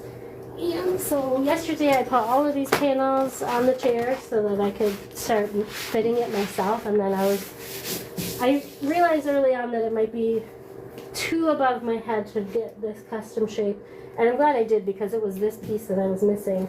I thought it was just going to be back panel, arm panel, but there was a little wing, which made sense now that I see it. But we just want to cut these out. The one thing to keep in mind, and I have a lot of these little patterns that I have to use, is we want the fabric to be going in the same direction. I'm using leather to do this, and leather stretches in all directions because it's skin and gross. But this fabric, I'm going to need it to stretch consistently all in the same way. So when I put my patterns on, I want my top to be top everywhere where I have to put something in, so that everything stretches in the same direction. So let's see. I think that's as many pieces as we're going to get out of this guy. Maybe. So what I want to do is I want to add length to the top and the bottom because I'm going to need to hold it with my hands to pull it in order to get it around that chair. This was all cut to fit the chair after it was upholstered, so there's no longer enough material on this chair to pull it and stretch it. So when we trace our patterns, we want to make it bigger. My seam allowances are folded in here, so I'm going to want to add my seam allowance, and I'm just going to add a 1/2 inch on that. And normally I would use my seam puck, but I lost my teeny tiny little part of the seam puck that I need to make everything roll, so I don't have it. You can use a bobbin I might show you how to do that. That can add it. It might not work with my fabric because it might just slip underneath it, but I can give it a go. I'll check it out and see if it'll work. I now have a drawer full of bobbins. It's incredible. I also, someone donated some stuff to me. I think it's in a box down here. I got another sewing machine. It's a Rex. It's at the storage unit. I actually have some bobbins I need to give you. It has bobbins that are just the spools, no metal thing, but you just put the spool in there. Like it's a solid. It's weird. Maybe. It looks like hundreds of them. So you don't have to wind your bobbin. Right. Right. Okay. So now we're gonna get to tracing this. I know I want to add some material to the top and bottom, and for me I need at least 2 inches to add in order to be able to pull it. And so at some direction when this curves, like that's just going to keep going straight. And because we have these lines that we made, we'll know how to line up our panels when we do it. So we have to take all of that into consideration as we trace it, and I have to not forget that also while I show you how to do it, because my brain is mushy and I don't stay on task very easily. Drink some water. Drink some water and stay on task. I don't stay on task very easily. Drink some water. Drink some water and stay on task. Let's go! Okay, so I want 2 inches down here. Carolyn, can you hand me the yellow measuring tape? The word I can't find the name of. Okay, so I want to make sure I have 2 inches coming down here at the bottom. Right. So I'm just going to first put it into place. 2 inches is plenty for me to hold on to. So move it 2 inches from the bottom there. Bottom there. And now I have this bobbin, which is literally exactly a ½ inch from the center to the outside of the bobbin. So if your material, if you can ride this along your material, this is going to cause problems for me because the material is riding in the center, so this isn't going to work for me. But I do want to show you, you can, like against foam or anything that might be down, you can just roll this and it'll add that ½ inch seam allowance right to the edge. So you could just trace all the way around. When we want to go, when we get to this point, it's going to go straight down, and when we get to this point, it's going to go straight up 2 inches. So let me mark 2 inches from the top. And I like to have a T-square on me to help me keep my measurements more precise. They're like $12 at Home Depot, and mine just happens to match my hair. I don't think they have a lot of variety in colors, but mine is blue and I love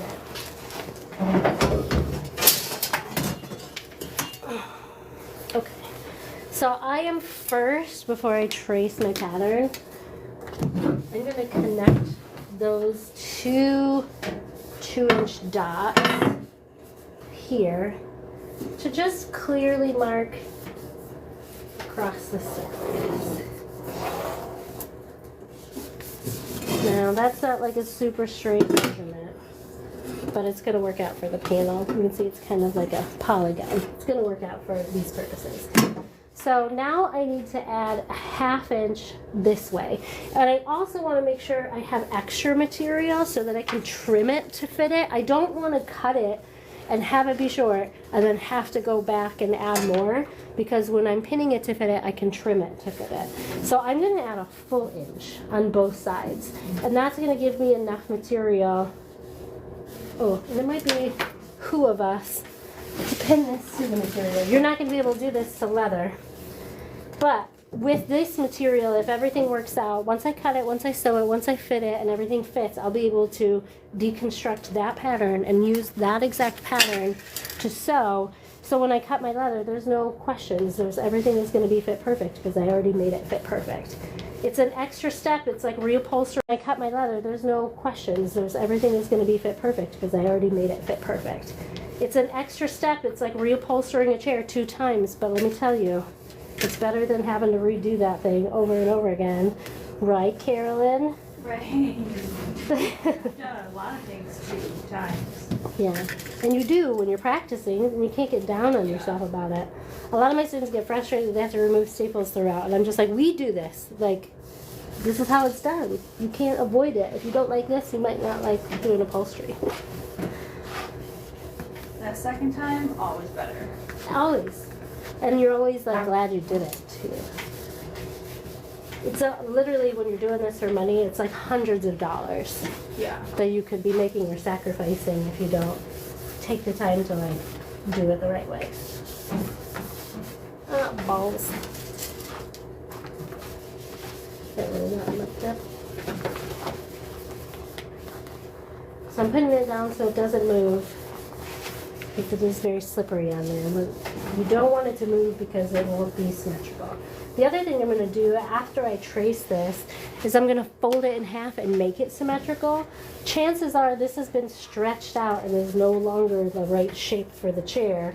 That's why it looks, worn and used and sat in. We want it to be nice and tight and like clean fitting on the chair. So we want it to fit as perfectly as possible. And I do want to make a note also, before I get too deep into this, of all of these lines so that I know where to make those connections. And I'm going to put those lines back in under that too. Actually, you'll be able to see it on the inside of that because the seam allowance. Perfect. These are the connection points of the other panel that they get connected to. It might also behoove you to mark on the sides which panels they get connected to. But this is a simple enough puzzle for me that I can lay it out and see it.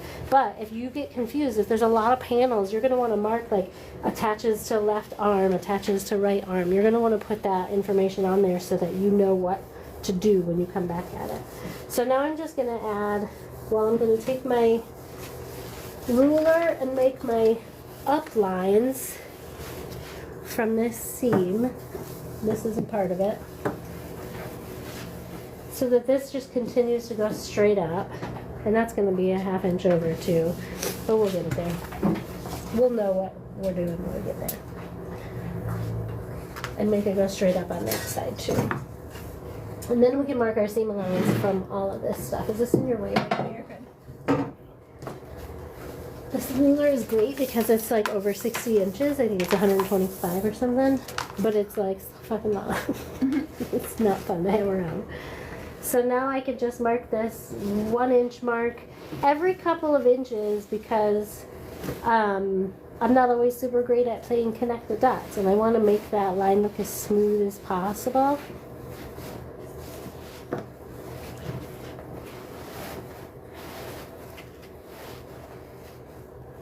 And I'm just going to go all the way around. Oop, I forgot my down line here. I'll just use this. And even around the corners, you want to be mindful of how it gets right around that corner. Like keep that mark in the corner so you know exactly how tight to hug it. Because the corner becomes a lot different. Like here it's sharper in. It becomes wider out this way. This one, this one.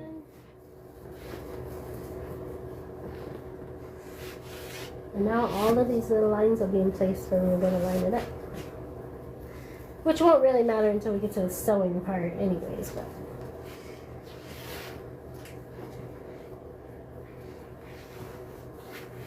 Okay, so now I'm going to get this piece cut out so that it's out of the way. And I have a pair of sharp scissors, and I say that, meaning it might be the sharpest ones I have here. They're not super duper sharp anymore though. Keep going 1 inch that way, going up, over, connecting the dots this way. We're looking for nice smooth lines. Like we are sculpting the chair now, and if you're unfamiliar with what these shapes are going to look like when the fabric gets on, don't stress out. All you need to do is make this piece symmetrical to this shape. So we're going to take this off. And then the next thing we're going to do is we're going to fold it in half, and we're just going to make sure we're going to force symmetry. We've already made it a little bit bigger. We're going to make it even smaller than it is. But if we force symmetry, we're going to be more successful in our attempts. And now we have to decide what we're focusing on here. So I'm going to line it up here at the bottom. I think that's the least amount of material. And we'll flip it over, and you'll be able to see the difference in pattern. And that is a couple of things. One, that's the pattern that's gotten all stretched out in some areas and stretched out differently in other areas. And two, it's the human hands that trace this. So human hands make things crooked. I'm going to leave this top part because that's the length, and I'm only going to use half of this pattern to like make the real pattern. I'm going to retrace this again. So I'm going to cut this. Actually, I'm not going to retrace it again. I'm going to use it, and I'm going to mark the side that I'm going to use. So if I put this on a piece of folded leather, like I fold the leather in half and then put this on here, with this being the side up,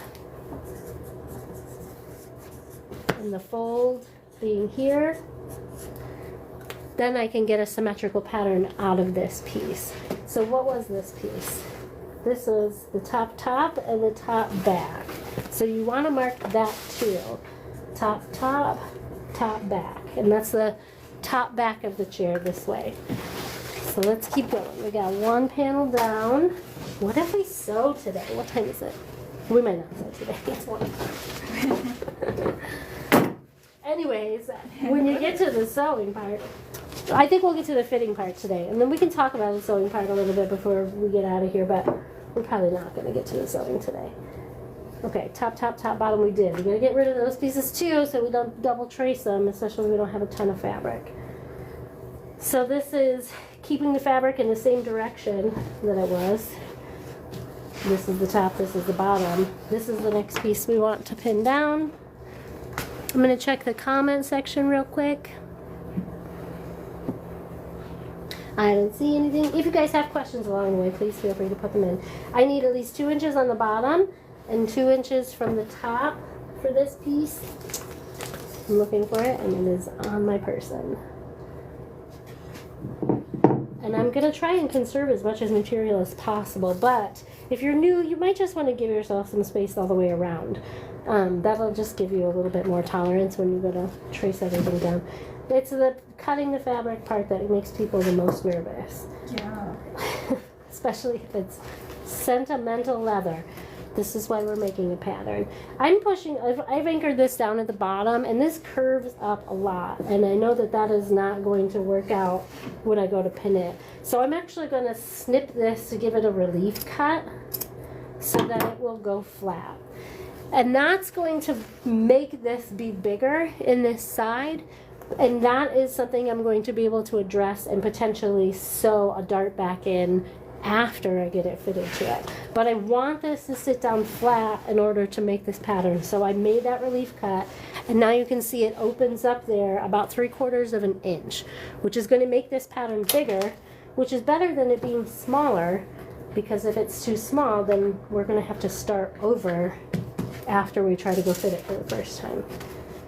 And that's okay. You're going to learn a lot about how to make these shapes by putting your hands on the furniture and making the actual patterns and seeing how the fabric behaves. I went to art school, so I get to play with a lot of different mediums, and I got good at.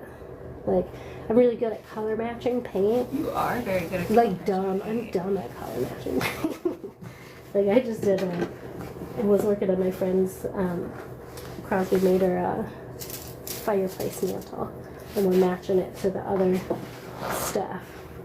But that's just color theory in college. I have all these experiences. I know there's education involved, but some people, I don't feel like I have a good eye for color. Yeah, some people, your cones and stuff are probably different too. You know what I mean? Eye cones, you know what eye cones are?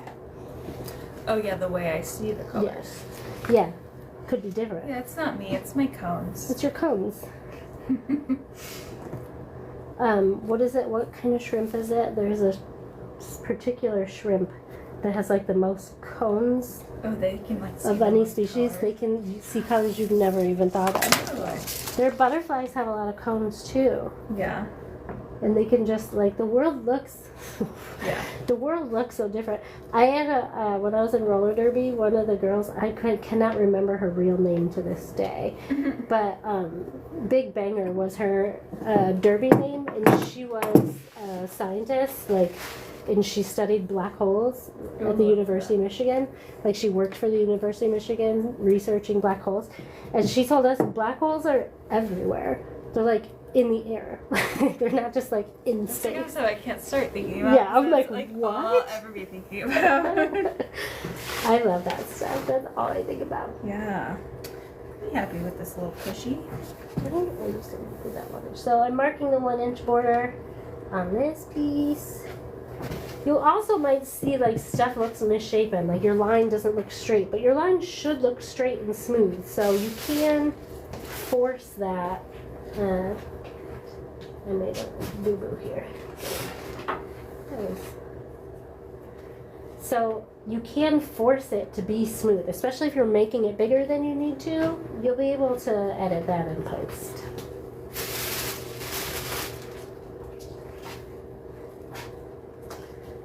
Okay, now we can cut this out. Now, I didn't make a line to go down now because I can see with my eyes, and as you become more confident, you're going to do that too. But I'm going to cut this. And I know I need 2 of these. I know I have 2 pieces, but I know these pieces need to be symmetrical. So I'm really only going to trace the 1 piece, and then I'm going to trace the piece that I just cut back on the other fabric. I wish I could find my pincushion and took it in the house. And then I forgot it, and now I can't find it. And I bet my children stole it. So this piece has to go this way. This is not going to fit on this side, so we're moving on to a new piece of fabric. You don't want to cut corners at this stage in the game, or you'll be doing shit all over again, and we don't like to do that. Okay, so top bottom this way, and then this time I want to put like if I was tracing on this side, this will go face to face because it's going to be opposite. The chair is flipped, like mirrored opposite side. So I'm going to put this back to back so that this piece is the exact same cutout. And already we are seeing like really cool consistent shapes. Like you can get an idea of the curves that you need to go up in the inside of that seat and around the back of the seat. Like that's what helps it curve. This is what hugs it to the frame. Oh, I almost forgot to add a seam allowance. You can use any end of the ruler to add a seam allowance as long as you're only going by the inch. This just worked a second ago.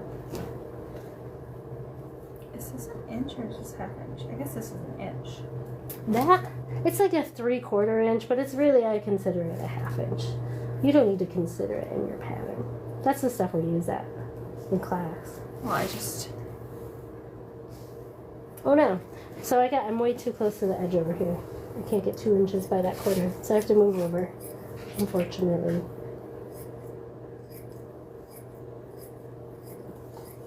So I'm adding an inch, even though I only need a 1/2 inch for my seam allowance because I want to make sure I have enough material. And I'm going to pin it together before I even put it on there so that I have that seam allowance at the inch. So I just let it out if I need to, instead of trying to squeeze it together symmetrically once I put it on. You hear that nugget? That's a good nugget of information. That's going to save you a lot of time. I might use a ruler on this straight part. So I just need to make a mark down here and a mark up here, and I really be careful around these corners. I do want to be able to get sharp corners, even though this is the top and bottom, and that's gonna just wrap around, staple, get cut off. I just want it to be as accurate as possible. The more accurate, the more symmetrical, the better it looks. That seat for that thing is looking good. Yeah.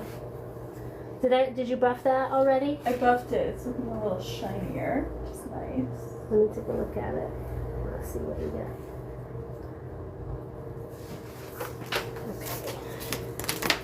I'm gonna go take a look-see.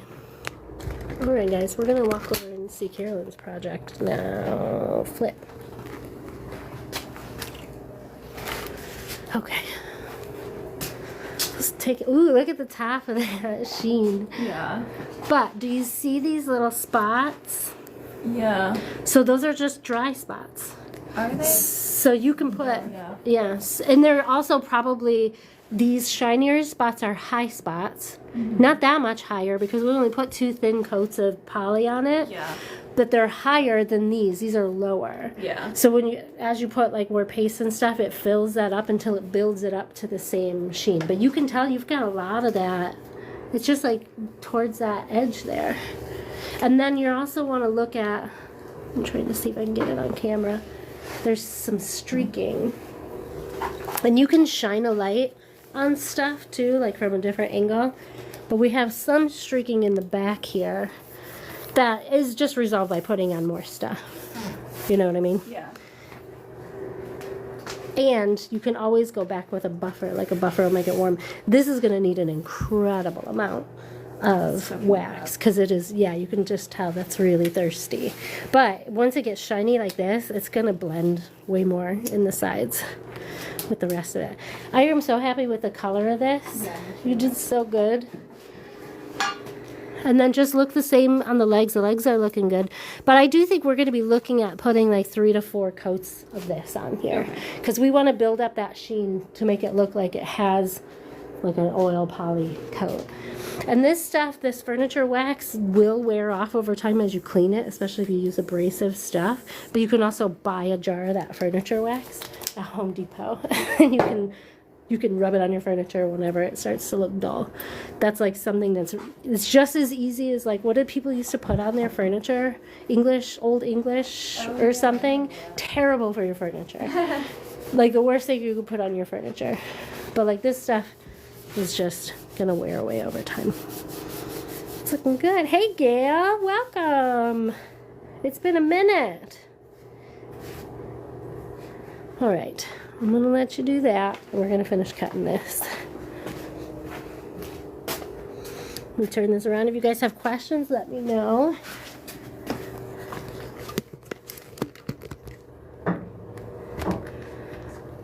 And we'll continue working on this pattern. So this is for the foam chairs that we're working on. We've already, we're using the old pattern as a reference. We added additional material to make it bigger. And now we're cutting out these pieces. Oh, I didn't need to add 2 inches to this piece because it's already got the seam allowance on it. So don't add another inch to your piece after you've already added the seam allowance. Sorry guys, not trying to confuse you. We are doing this live in real time, so this I feel confident enough that I don't have to pin it down because it doesn't curl up at the sides. It sits pretty flat and it's holding pretty still. So I'm fine with not pinning, like going the extra mile and pinning this because the pinning can hold the fabric up too, and that's not fun. That will definitely change it.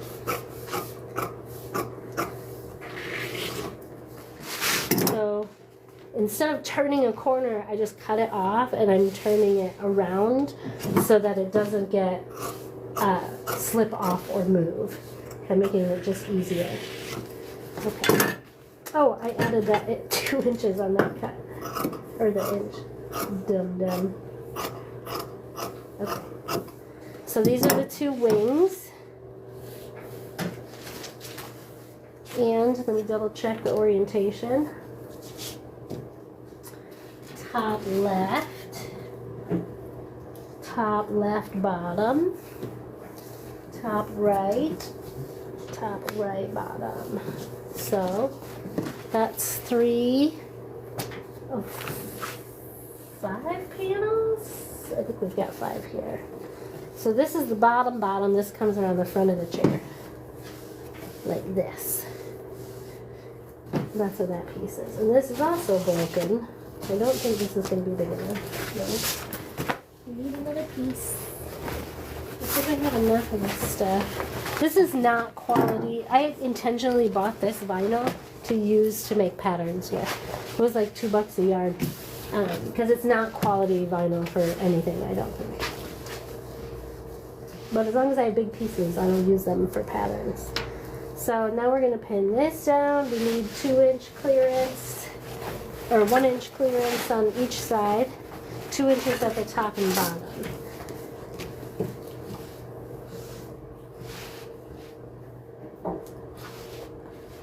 So I'm going to pin this down because it does curl up.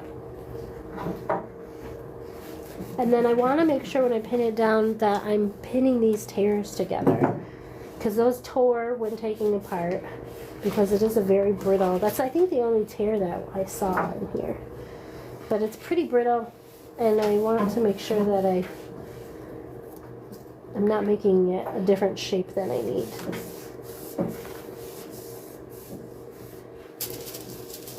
I'm going to pin this one down in the middle too, so it stays. And then this can come around. When you pin this, you also have to kind of like, I'm handling this corner because the fabric is damaged, but you also have to kind of like stretch across. So if you're like doing down here, especially if this fabric is riding up on you, you're going to want to like evenly distribute it. Because if you start in one corner and work your way around, it's going to get twisted and you're going to have a lump on one side, especially if it's rising up like this. So from here, we got this side kind of anchored down. We're going to move across and do this side.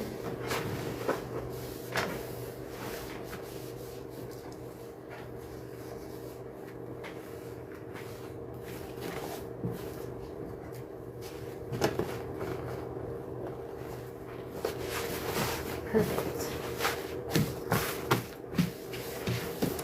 And now we're going to add our seam allowance. So we've got 2 inches on the bottom, which I think I've already accounted for. Yep, 2. And a little more than 2 on this side. But we're going to make this symmetrical too, so we can edit that in post also. This, I don't think that was a seam. Okay, that makes sense. Alright, so we're adding 1 inch to all the sides, all the way around. And this is going to go straight down.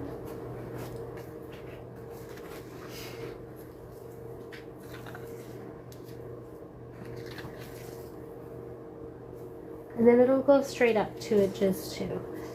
And remember, we're just going to flip this around and make it symmetrical. I think I might be almost through my sugar withdrawals today. Oh. I had a really rough start this I morning. ate so much sugar last week. It's crazy. Yeah, we kind of binged on Thanksgiving.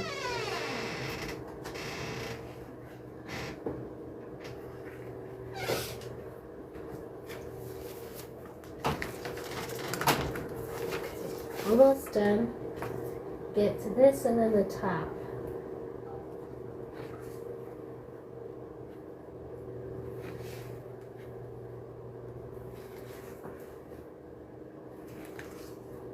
And remember, this is the test pattern. This is just to get the pattern into the shape that we need it in order to be able to make this in the leather that we need it.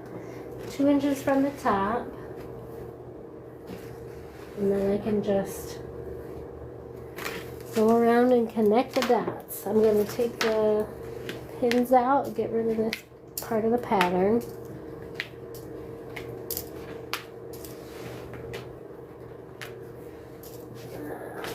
Okay. Then we cut it out, and then we fold it in half, and we make it symmetrical. Now this is going around the seat. On the front part of the seat it comes down and then it comes around a rounded seat, which is why it's kind of in this rounded shape. When it flattens out, hold on, let's get this out so you can see what I mean.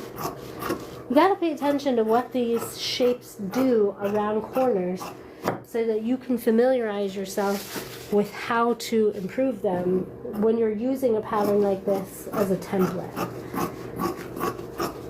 So this is the top. and this is the bottom. So this makes it so that this tapers in on the front. Oh, I'm moving it the wrong way. So when it's folded in half front to bottom like it's going around the chair, it tapers in on both sides. But when you open it up, it's like a big curve. So this is the bottom part. So I'm putting bottom, bottom, and then bottom, top. And now I'm going to fold it in half and make it symmetrical. Because you can see, one, my human hands are human hands, and two, the pattern itself is not, it's just not symmetrical, and that can be because of how it's been stretched out over time. So I'm just coming through here. This rounded shape feels way more natural to me, so I'm going with this. And because we've added extra material, I can sacrifice a little bit of material. Not too much though, like less than a half inch, I think. That's about a half inch of material from that area, which leaves me a half inch in there, but it's, you know, could be shy. If you wanted to make sure that you didn't remove too much material, then go with the other side, but you'll be retracing this on another piece before you use it as a pattern. So that's the bottom part. That one's done. Let's get rid of this too. This is wings. So I only need to trace one of these because there's two wings. Those are the last two panels. So I only need to trace one, get that shape down, and then I can use that shape to make the other half because these have to be symmetrical too. So let's get this laid out. I don't think that's going to work there. Oh no, I don't know, guys. I don't know if I have enough of this material.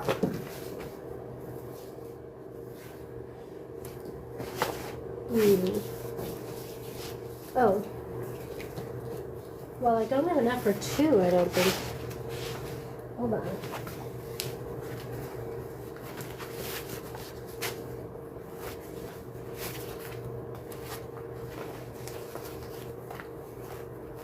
Yeah, that's not going to fit. Well, I do have pink vinyl. That's the same material, but it's pink, and it's okay if they look different. Maybe if I have enough pink vinyl, I'll just recut them all in pink vinyl. I do want to make sure that I'm not cutting corners. Wow. I don't even know what it is. No, for two. Well, I have enough for one. So you can do one out of the black material and one out of the pink material. We're going to have one pink wing. That's okay. Alright. It's this wide end that I need. We might be able to get it out of this end with some orientation.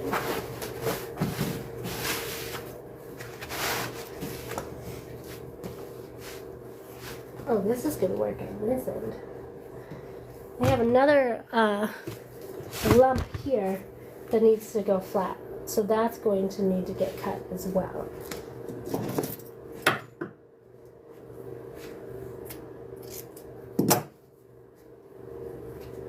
And we're just going to see how this behaves. All of this is going to have to go flat. I wonder if that would even fold in. We're going to make some decisions here. Let me get some inches around here. This is, the wings do not, oh yeah, they do have tops and bottoms. Top, bottom. 2 inches of the top.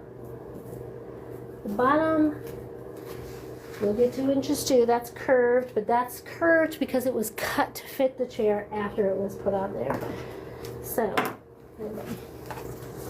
I'm going to first add 2 inches to the top and bottom so that I know how to orient myself to the top and bottom.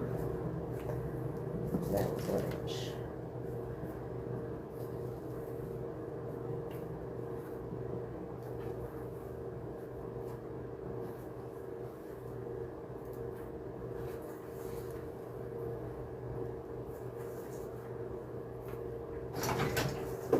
You're back.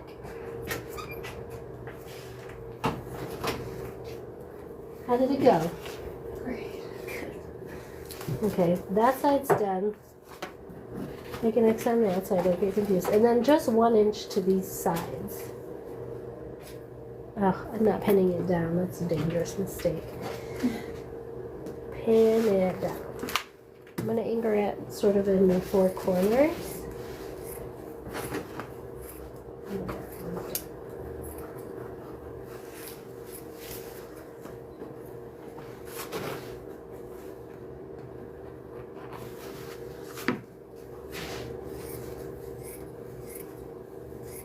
This didn't end up going flat. So I'm going to make this go flat because this is stretched out, which is why it's rounded like that. So I want it to be flat before I add stuff onto here. Okay, I think we're good here now.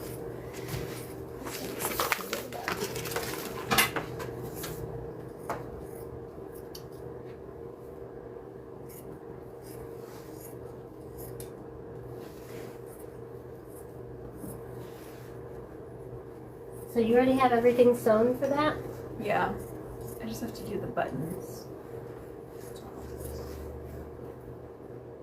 I'm gonna do 5 buttons.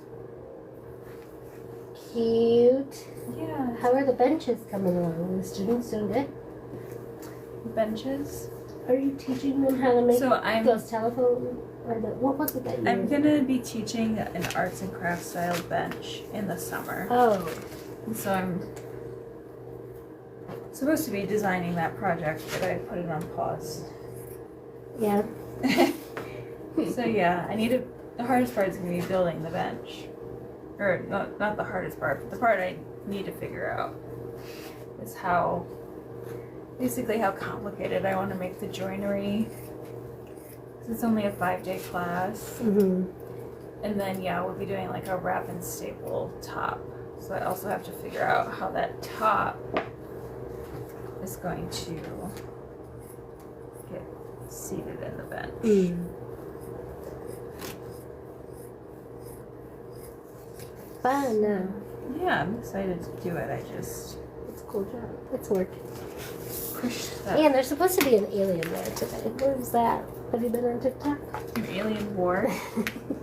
There was, No, it this is Sign me up. conspiracy theory.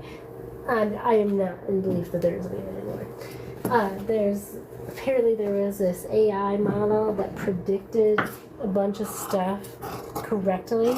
Like predicted Trump would become president and then predicted that he would go on the Joe Rogan talk show, and Joe Rogan didn't have a talk show at the time. And like then said that there would Oh, be this like is a long time ago. yeah, and then said that there would it's not recent.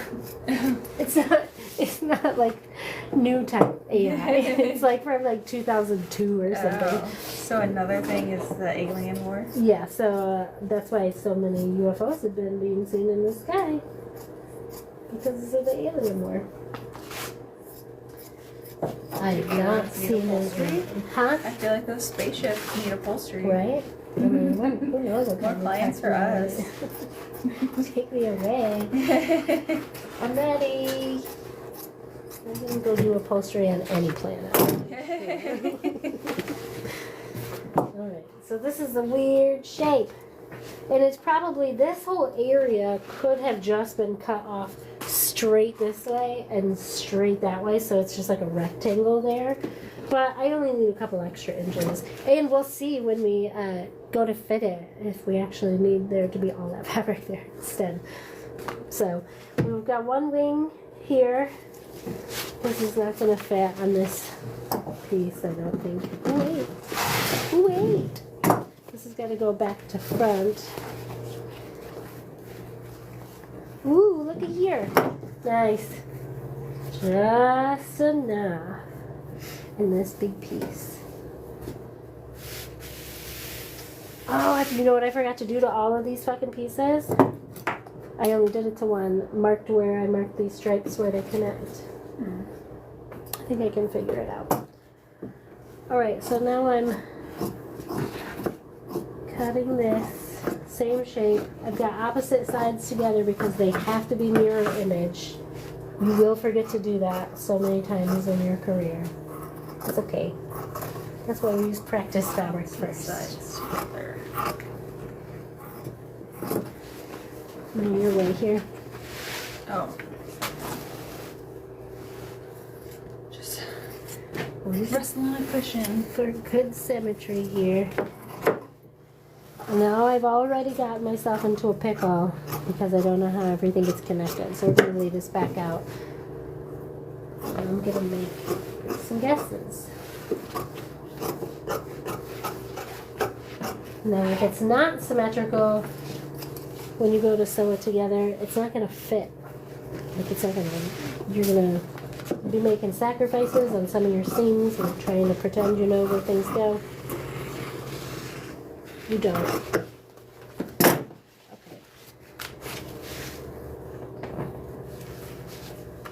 So this, let's get this guy back on here.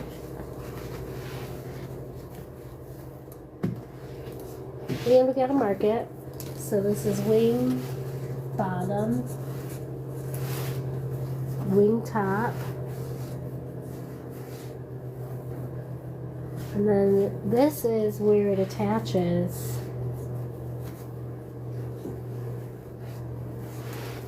to everything else. And I don't know how accurate that's even going to be at the end of the day because of how much we've added here. Did I add? No. Okay. Is that a seam all the way down? Who knows? It's going to be bigger than what we need. Okay, so now we've got all the pieces. Now we can start pinning it to the chair. Yikes! Actually, it's not yikes. The pins don't damage the chair at all. It's better to use pins than it is to use temporary staples on this. So what do we got? I'm just checking the comments section. I don't see anything. If you guys have any questions, just go ahead and put them in the comment section.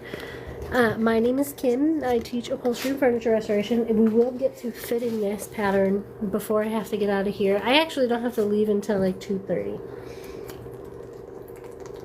I have about half an hour, so. I was gonna say you can stay if you want to. I'm gonna do this and then I'm gonna buff that second coat. I just toss my mess on the floor and I clean it all up after because I don't have fucking time. I should have waited.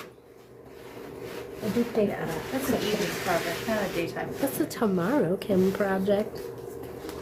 Probably. Okay, let me get that chair and get it up here. We got your glue up there. Did you see it? Glue? Yeah, your spray glue. Oh, nice. Yeah, oh, I should take that because I need to Frankenstein some foam. I use the cheaper stuff to just attach the batting, and I like that when I'm doing foam. Yeah. All right, here we go. Let's get everything laid out so we can see. So wing, I didn't mark this wing, I only marked the other one. Wing bottom.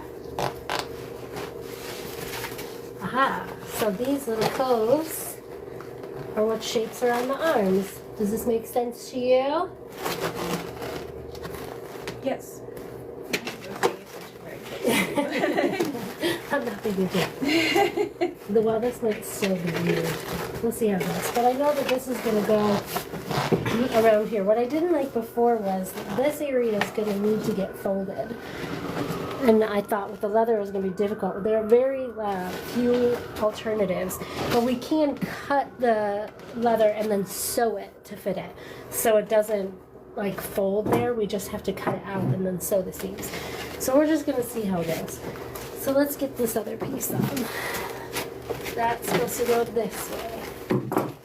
We just kind of gotta get them near the same spot. You can even see as it starts to hug the shape of the chair, like what part of the chair it's supposed to be. This one doesn't look the same as that though. But try and get them in the same spot. We have a ways to go before we have to like pin this or sew it. We're just placing it right now. It's going to be at least an inch overlap from where it actually needs to go in order to work out. So then we have these wings, which I can tell by the shape are going to fit with these guys right here. And again, this is a lot of extra material. we're going to need to remove some, but we're going to pin this together first. This is how that goes. And my guess is that these humps need to be right at where the seam would go, up here, because of how it wants to curve around there. So we are going to need to fit these shapes to it. Then we have top, right here, this shape. Oh, I think this has got to go around this way because of that shape. I might be wrong,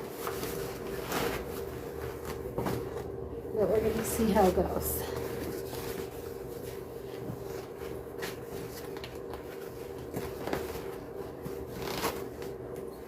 Alright, this is starting to look like it makes sense.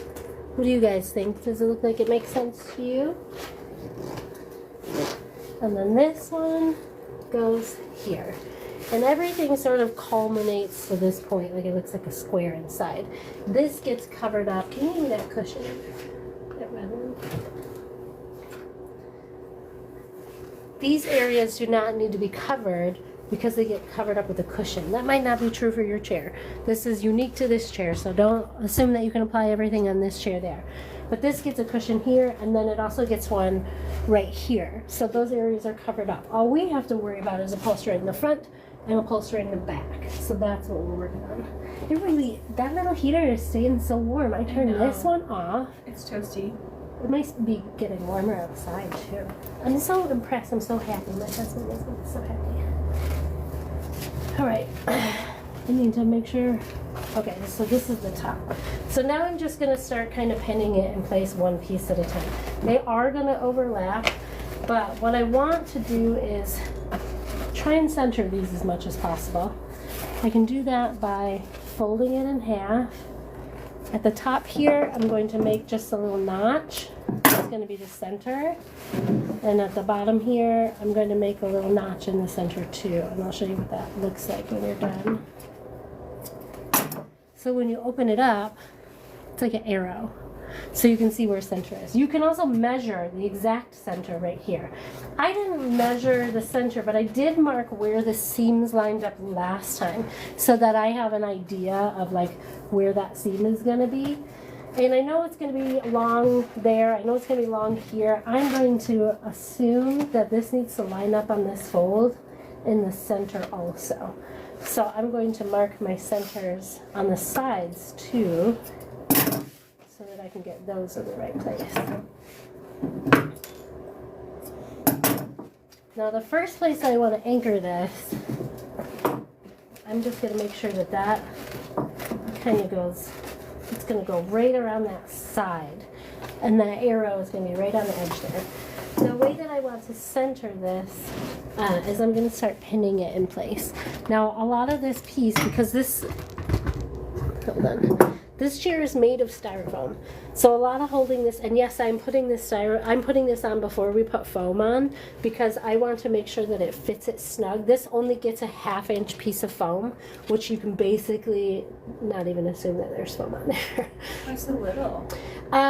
This isn't the comfortable part. It has a seat here and a seat sure. there. So like even wingback chairs sometimes just have 1-inch foam, like on the arms here. So this is just like, this isn't the part that you sit on. So the comfort goes in the back cushion and here. This is just soft. So I am not putting the foam on it because it's just a 1/2-inch foam. Leather stretches and this will stretch around it. That's why I added those extra inches to the bottom too. So I'm going to pin it, and I'm pinning it in this direction because a lot of what holds this to the foam is going to be, when I go to pull this way, it's pulling the pin into it instead of pulling it out of it. And then I always anchor it, and when we go to staple it, we do it the same way. We're going to staple it in the center, center on the bottom, center on the sides, and we're just going to get everything spread out. You're going to notice that this is curling up on the sides here, and that's what it'll do if you like don't make a seam. I got my seam marks here, and there's also seam lines in the chair, so I can see them from like the edge. So I can literally just fold that back and pin it to where that's curling over so that that makes a straight line. That's exactly where that needs to fall to hold to that seat. So that's what you want to do is like fold it. And you're going to be moving stuff around. And this is why we're using pins, because they don't damage the foam. Staples, nails, everything that was in here before damages the foam. So we're going to just test this before. And I marked the seam on this side too. And this does have to be symmetrical. So what I'm going to do is like, I'm going with this as a guide. I can also see this little corner here and here. So I'm trying to just like kind of hold this down in the most symmetrical way that I can. I'm going to take it out and fold it in half and make it look symmetrical. But first I just want to see if this is going to make sense to fitting it to the chair. So now this flattens out, pinning it to the chair. This will get it nice and flat. I'm going to come from the center and I'm going to swoop this around and then just going to pin it this way on the chair this way. That way if this pulls back in this direction and this is pulling in this direction, the fasteners are actually holding it to the chair. So when you sit on it and it stretches it out, it's actually going to hold it to the chair. This is styrofoam, and your fasteners, this is what was in here holding in fabric. 2-inch nails everywhere and 1/2-inch staples. So this might be exactly how we have to put everything back in. I'm trying to minimize the damage that I do to the foam. So in fitting the pattern, we're using these pins because they don't damage the foam. They leave a teeny, teeny, tiny mark. And when we go to put everything in to start, I'm going to apply it with pins first. Then we're going to put our staples in, and then we're going to see how that works out. So now I'm just stretching the material. I'm not just stretching it back and forth, but I'm stretching it out. This is like as though I were upholstering it. And if I were to be honest with you right now, I'm going to tell you that this piece of foam chair is the most easy piece of chair that I've ever had to fit a pattern to. Because I can pin the pins right in it. It's like everything stays in place like it's actually upholstered. Now we don't want any wrinkles to be between here and here, but we don't need to focus on that right now because right now we're just going to get it spread out across the surface.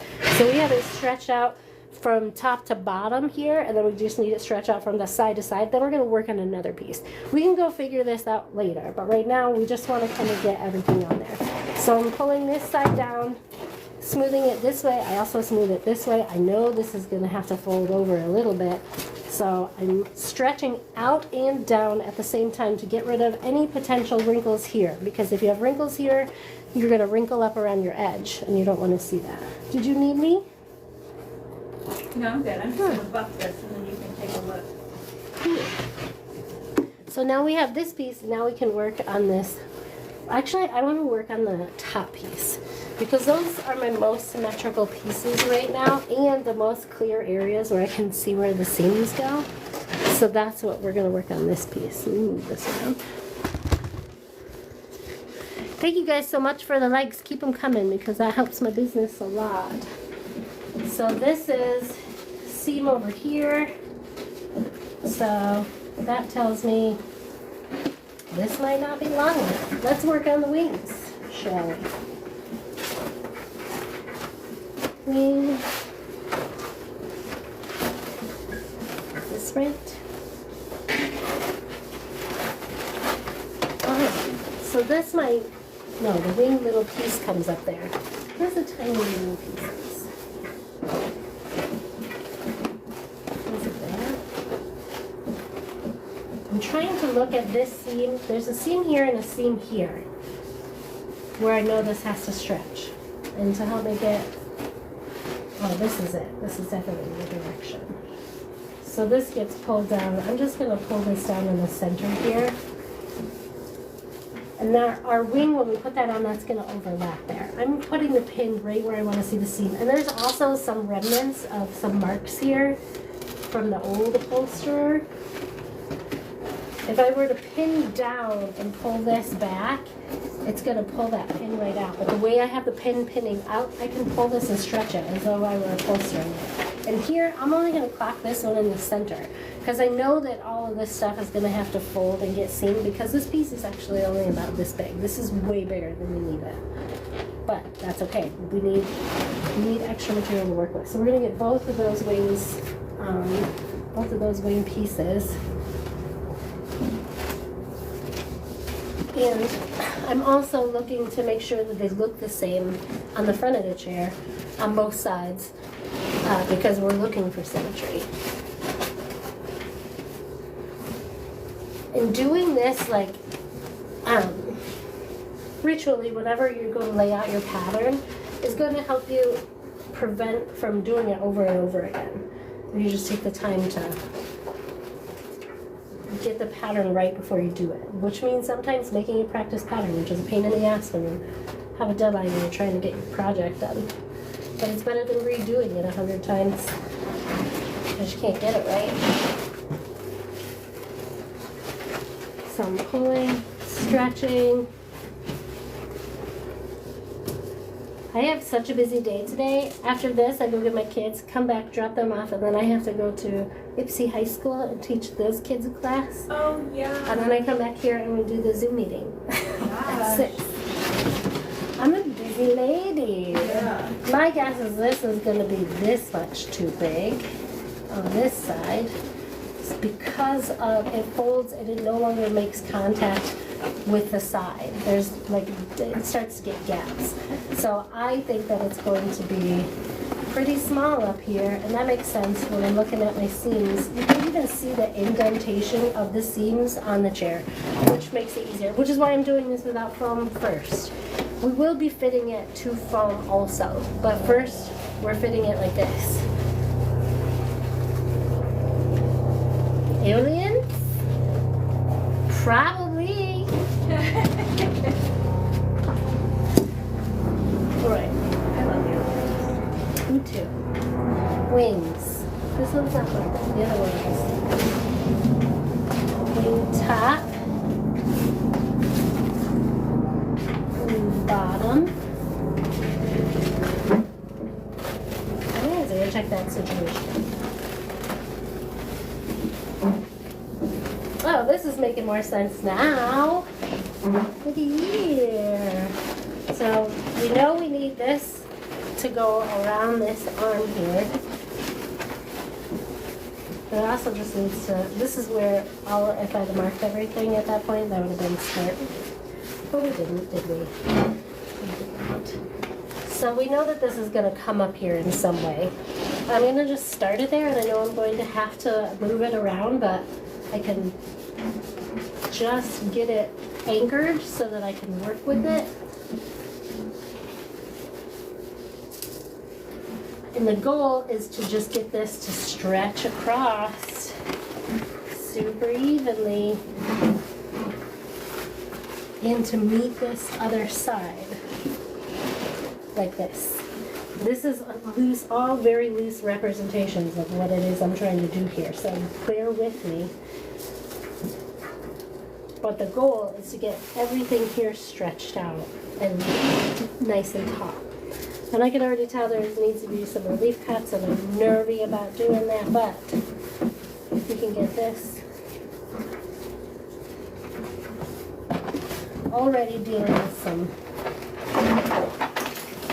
I'm going to, because I can poke holes in this pattern, I won't be able to do that to the leather, by the way, so I need to get this pattern right. But because I can poke holes in this pattern with a pin, I can lock it to this top here so that I know what I have to do to get it around that side. And this was the area that had seams in before, and it might actually be nice and neat to just get one fold at the top with leather to not have to go in there. Like, this can just be a nice tight seam when all that comes in. We'll have to see how that shapes up. So I do want to make sure that I'm stretching it left to right to get all the wrinkles out this way, and top to bottom to get all the wrinkles out this way. I've got a couple anchors here. I'm just going to stretch from the bottom, and I'm going to put a couple different pins in it because there's a ledge here, and then it goes off and down, and there's a ledge here. So I kind of got to lock that down in both places so that it doesn't move. When you're doing this, you can do this with temporary staples too on a chair, like any chair. Make sure you're putting the staples in, like you're tilting your gun so they don't go in all the way. And then,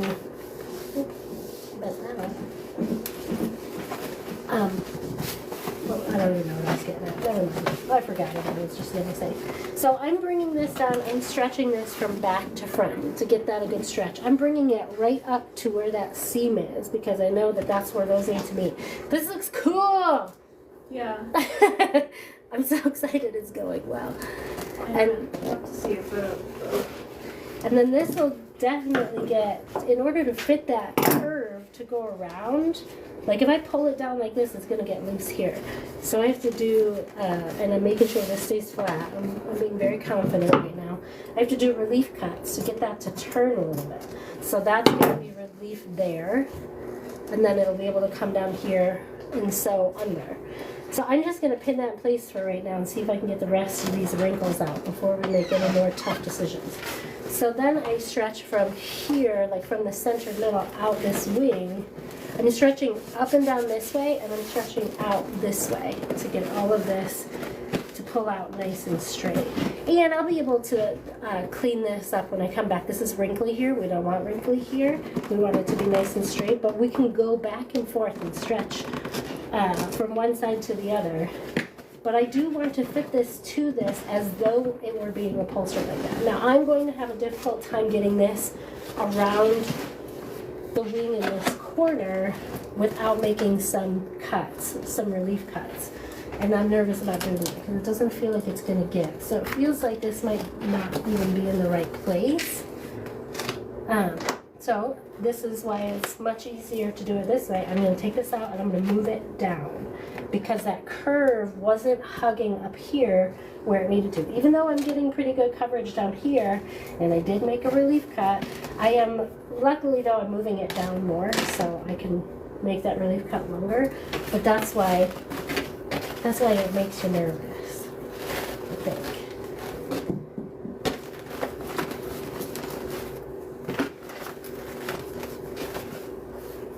This is a little better, but not as great here. So I want to start, I think, from this armpit so I can lock that in place, just so I can see how this stretches. Like that, I'm going to end up taking that out, but I want to see how it stretches back and forth. And this is a lot of this doing over and over and over and over and over again. Because I think that what's going to end up happening is we're going to end up,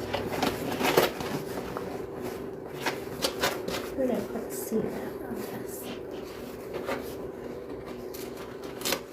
I think these are going to change. What do I got here? So there was a seam that went down here and a seam that went over here. So this has to get up to this area and still fit this arm. But it only has to cover, like we only need some coverage down here in the seat because the cushion, like I said, the cushion is attached to the seat with the buttons, and it's going to cover all that up. No one's ever even going to be able to lift this up. It's going to be permanent there. So now I'm making sure I have enough coverage up front. It's got to be able to wrap around. And go all the way up to that seam. That's looking good.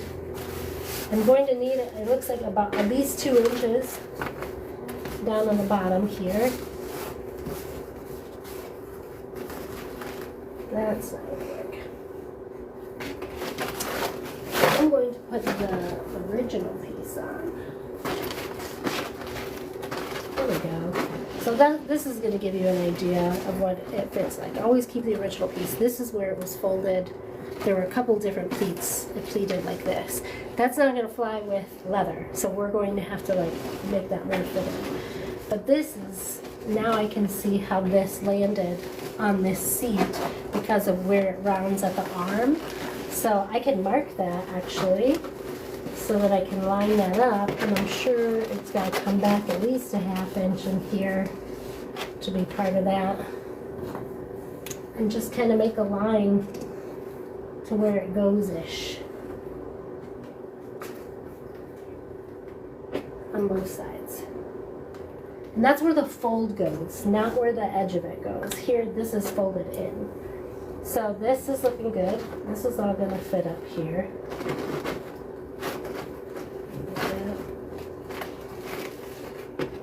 so now I see that this actually has to come out and over here more. And it didn't really go that far back. So now this is lining up a little better here. So let's get this one pinned to it, and then we can go back through and fix it. This is perfect on this side. This is lining up with that seam perfectly, so I think we're on the right track. This is coming around that arm the same way. Coming around this arm. This makes sense now. This is the inside seam.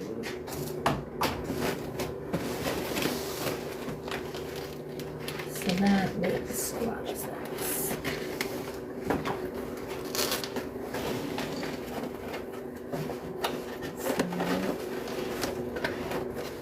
So that needs to go right in this armpit in order for that to fit that arm. This here? That seam does, yeah. So this guy needs to come down to. What time we got? It's almost 2. Yeah, we're gonna get over here soon. Yeah, here we go. See how this is curved to go around it? Now you can see why. This is like way too big, so we know it's gonna overlap down here somewhere. So I had it way too high before. This I traced. Oh wait, let me trace the inside. So I know where that seam lands.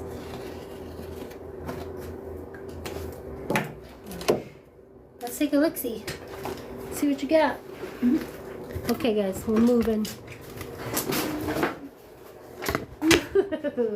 Look at that! Yeah, I like Do you love it? looking. At first I didn't like the wax. You has to build up to get that shine. Yeah, it's weird to put on. It doesn't feel like... But then when you step back, it looks really good. Yeah, I think it looks better than linseed oil. Yeah. Linseed oil is like almost too shiny. I love the wax. I always put some poly on underneath, but I love the wax furniture paste. So potentially this sheen could dry down. We'll keep an eye on it. Or there's like some of the like drier parts that are just like too low. Yeah. But this looks great. Like, and you can feel how hard it is already. Yeah. And way smoother than it was. And it has that like protective feel that you're used to feeling on furniture. It doesn't feel raw. Right. Yeah. It doesn't feel like wax. Either. Yeah. It doesn't scratch. Oh wait. Oh, that was too girl. soon. All Too my soon, buffing. When it's hard, when it gets hard, I'll buff that out for you. You can't scratch it. Promise. Give me one of those guys. Sorry. Girl. It's not dry. It takes time. But it's even this friction heats up the wax and it shines it. Yeah. And that's why I like microfiber cloth is actually really better for this kind of deal. But This is sort of like the show. Ooh, this feels nice too. Yeah. Yeah, But this definitely will potentially- need some more. Yeah. But this looks, nice job. You can, in the camera, it looks really good. Look at it. Yeah. Looks That's good. good. Woohoo! Almost there. Go get the, you have to leave the upholstery here this time. Okay. So that I have pictures of it. Look at that. This is what she's been working on today. All right, let me read some of these questions back. I'll flip this. And I'll put on this side. Okay, here we go. That looks like a fun chair. Yeah, fun. It actually is a lot easier than I thought it was going to be. I was very nervous, and the owner was on here watching for a bit. She's still here. Hi, Captain Rebecca. I figured out the void in the right arm. The prior boat owners were all older. It's where elbows press the foam when using the arm to push themselves out of the chair. It's also the same side as the table. I also assume that side was leaned on regularly.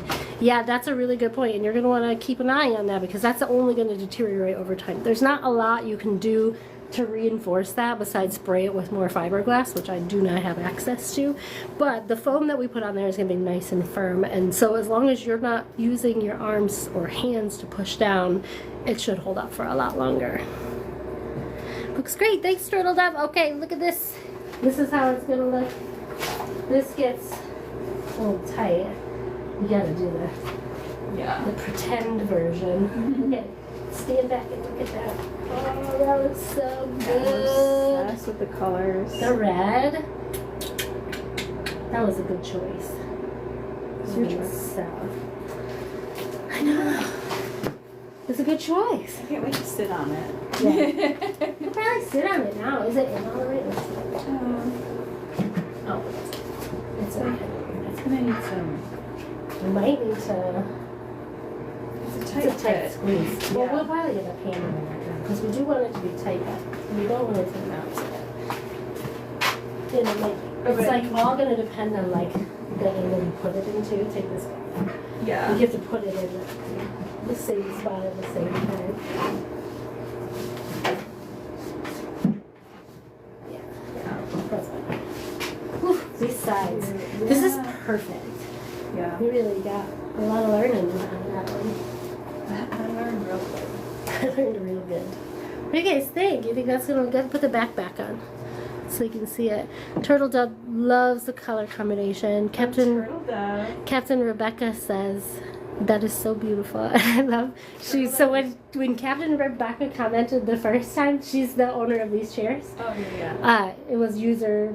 She must have created a TikTok account, and now it's Captain Rebecca, and I love that. So now I can tag Captain Rebecca in all of the videos of this. Yeah, this looks classy as fuck. That looks so good. Yeah, so that's all that's left. This just screws on. This looks. I cannot believe how good this looks. Oh yeah. I We know. had to do it, redo Just it. wait. Just wait till everyone sees the before. And the process. But also the. It's a completely different seat. Yeah. Oh, my friend Heather's been losing her mind. She was with me when we got this. Yeah. But I don't think she'll have any complaints. I think it looks pretty true to mid-century. Yeah. It's cute. But it's like a freshened up. Yeah, it looks good. Alright guys, that's it for us. Let me get through the spiel. Say goodbye. Alright, so we gotta go get kids from school. That's it for the live today. My name is Kim. This is Carolyn. She's with Pigeon Princess Furniture. She's a student of mine who now has her own brand, making her own furniture. She actually teaches woodworking too, so she's got a lot of cool skills. Working on this with me today, and then we worked on some pattern making for these chairs back here. We got on the right track, but there's still obviously a lot more work to go into them, and we won't be able to get that today because I got class tonight. But it's gonna get, hopefully, I'm hoping this week is the goal.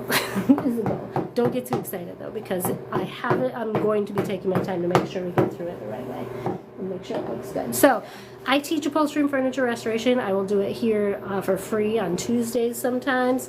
And then I also teach classes on the weekends here in Ann Arbor, Michigan. You can come out here or you can take the classes over Zoom. They're hybrid, so you can attend in person or over Zoom. You bring a project and I walk you through step by step, just like I did today on my project, to show you how to do it.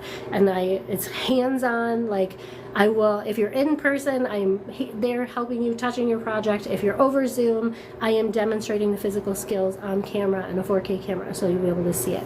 I think I have 2 spots open left for this weekend, but otherwise it's pretty full. But you can observe a class for just $5, any one of the classes. So you can just go into my class schedule. You can see that in the link in my bio. Sign up to observe a class, watch it for $5. You'll learn just by watching, but you also get a vibe for what my teaching style is. So if you decide that it's something that you like, then you can come do that. And then I have my weekend retreat that's coming up in March at the Newton of Ypsilanti, which is a 5 days, 4 nights stay at the Newton of Ypsilanti. And then Friday, Saturday, and Sunday are full 8-hour days where we just do intensive upholstery on your projects. So you can join me there.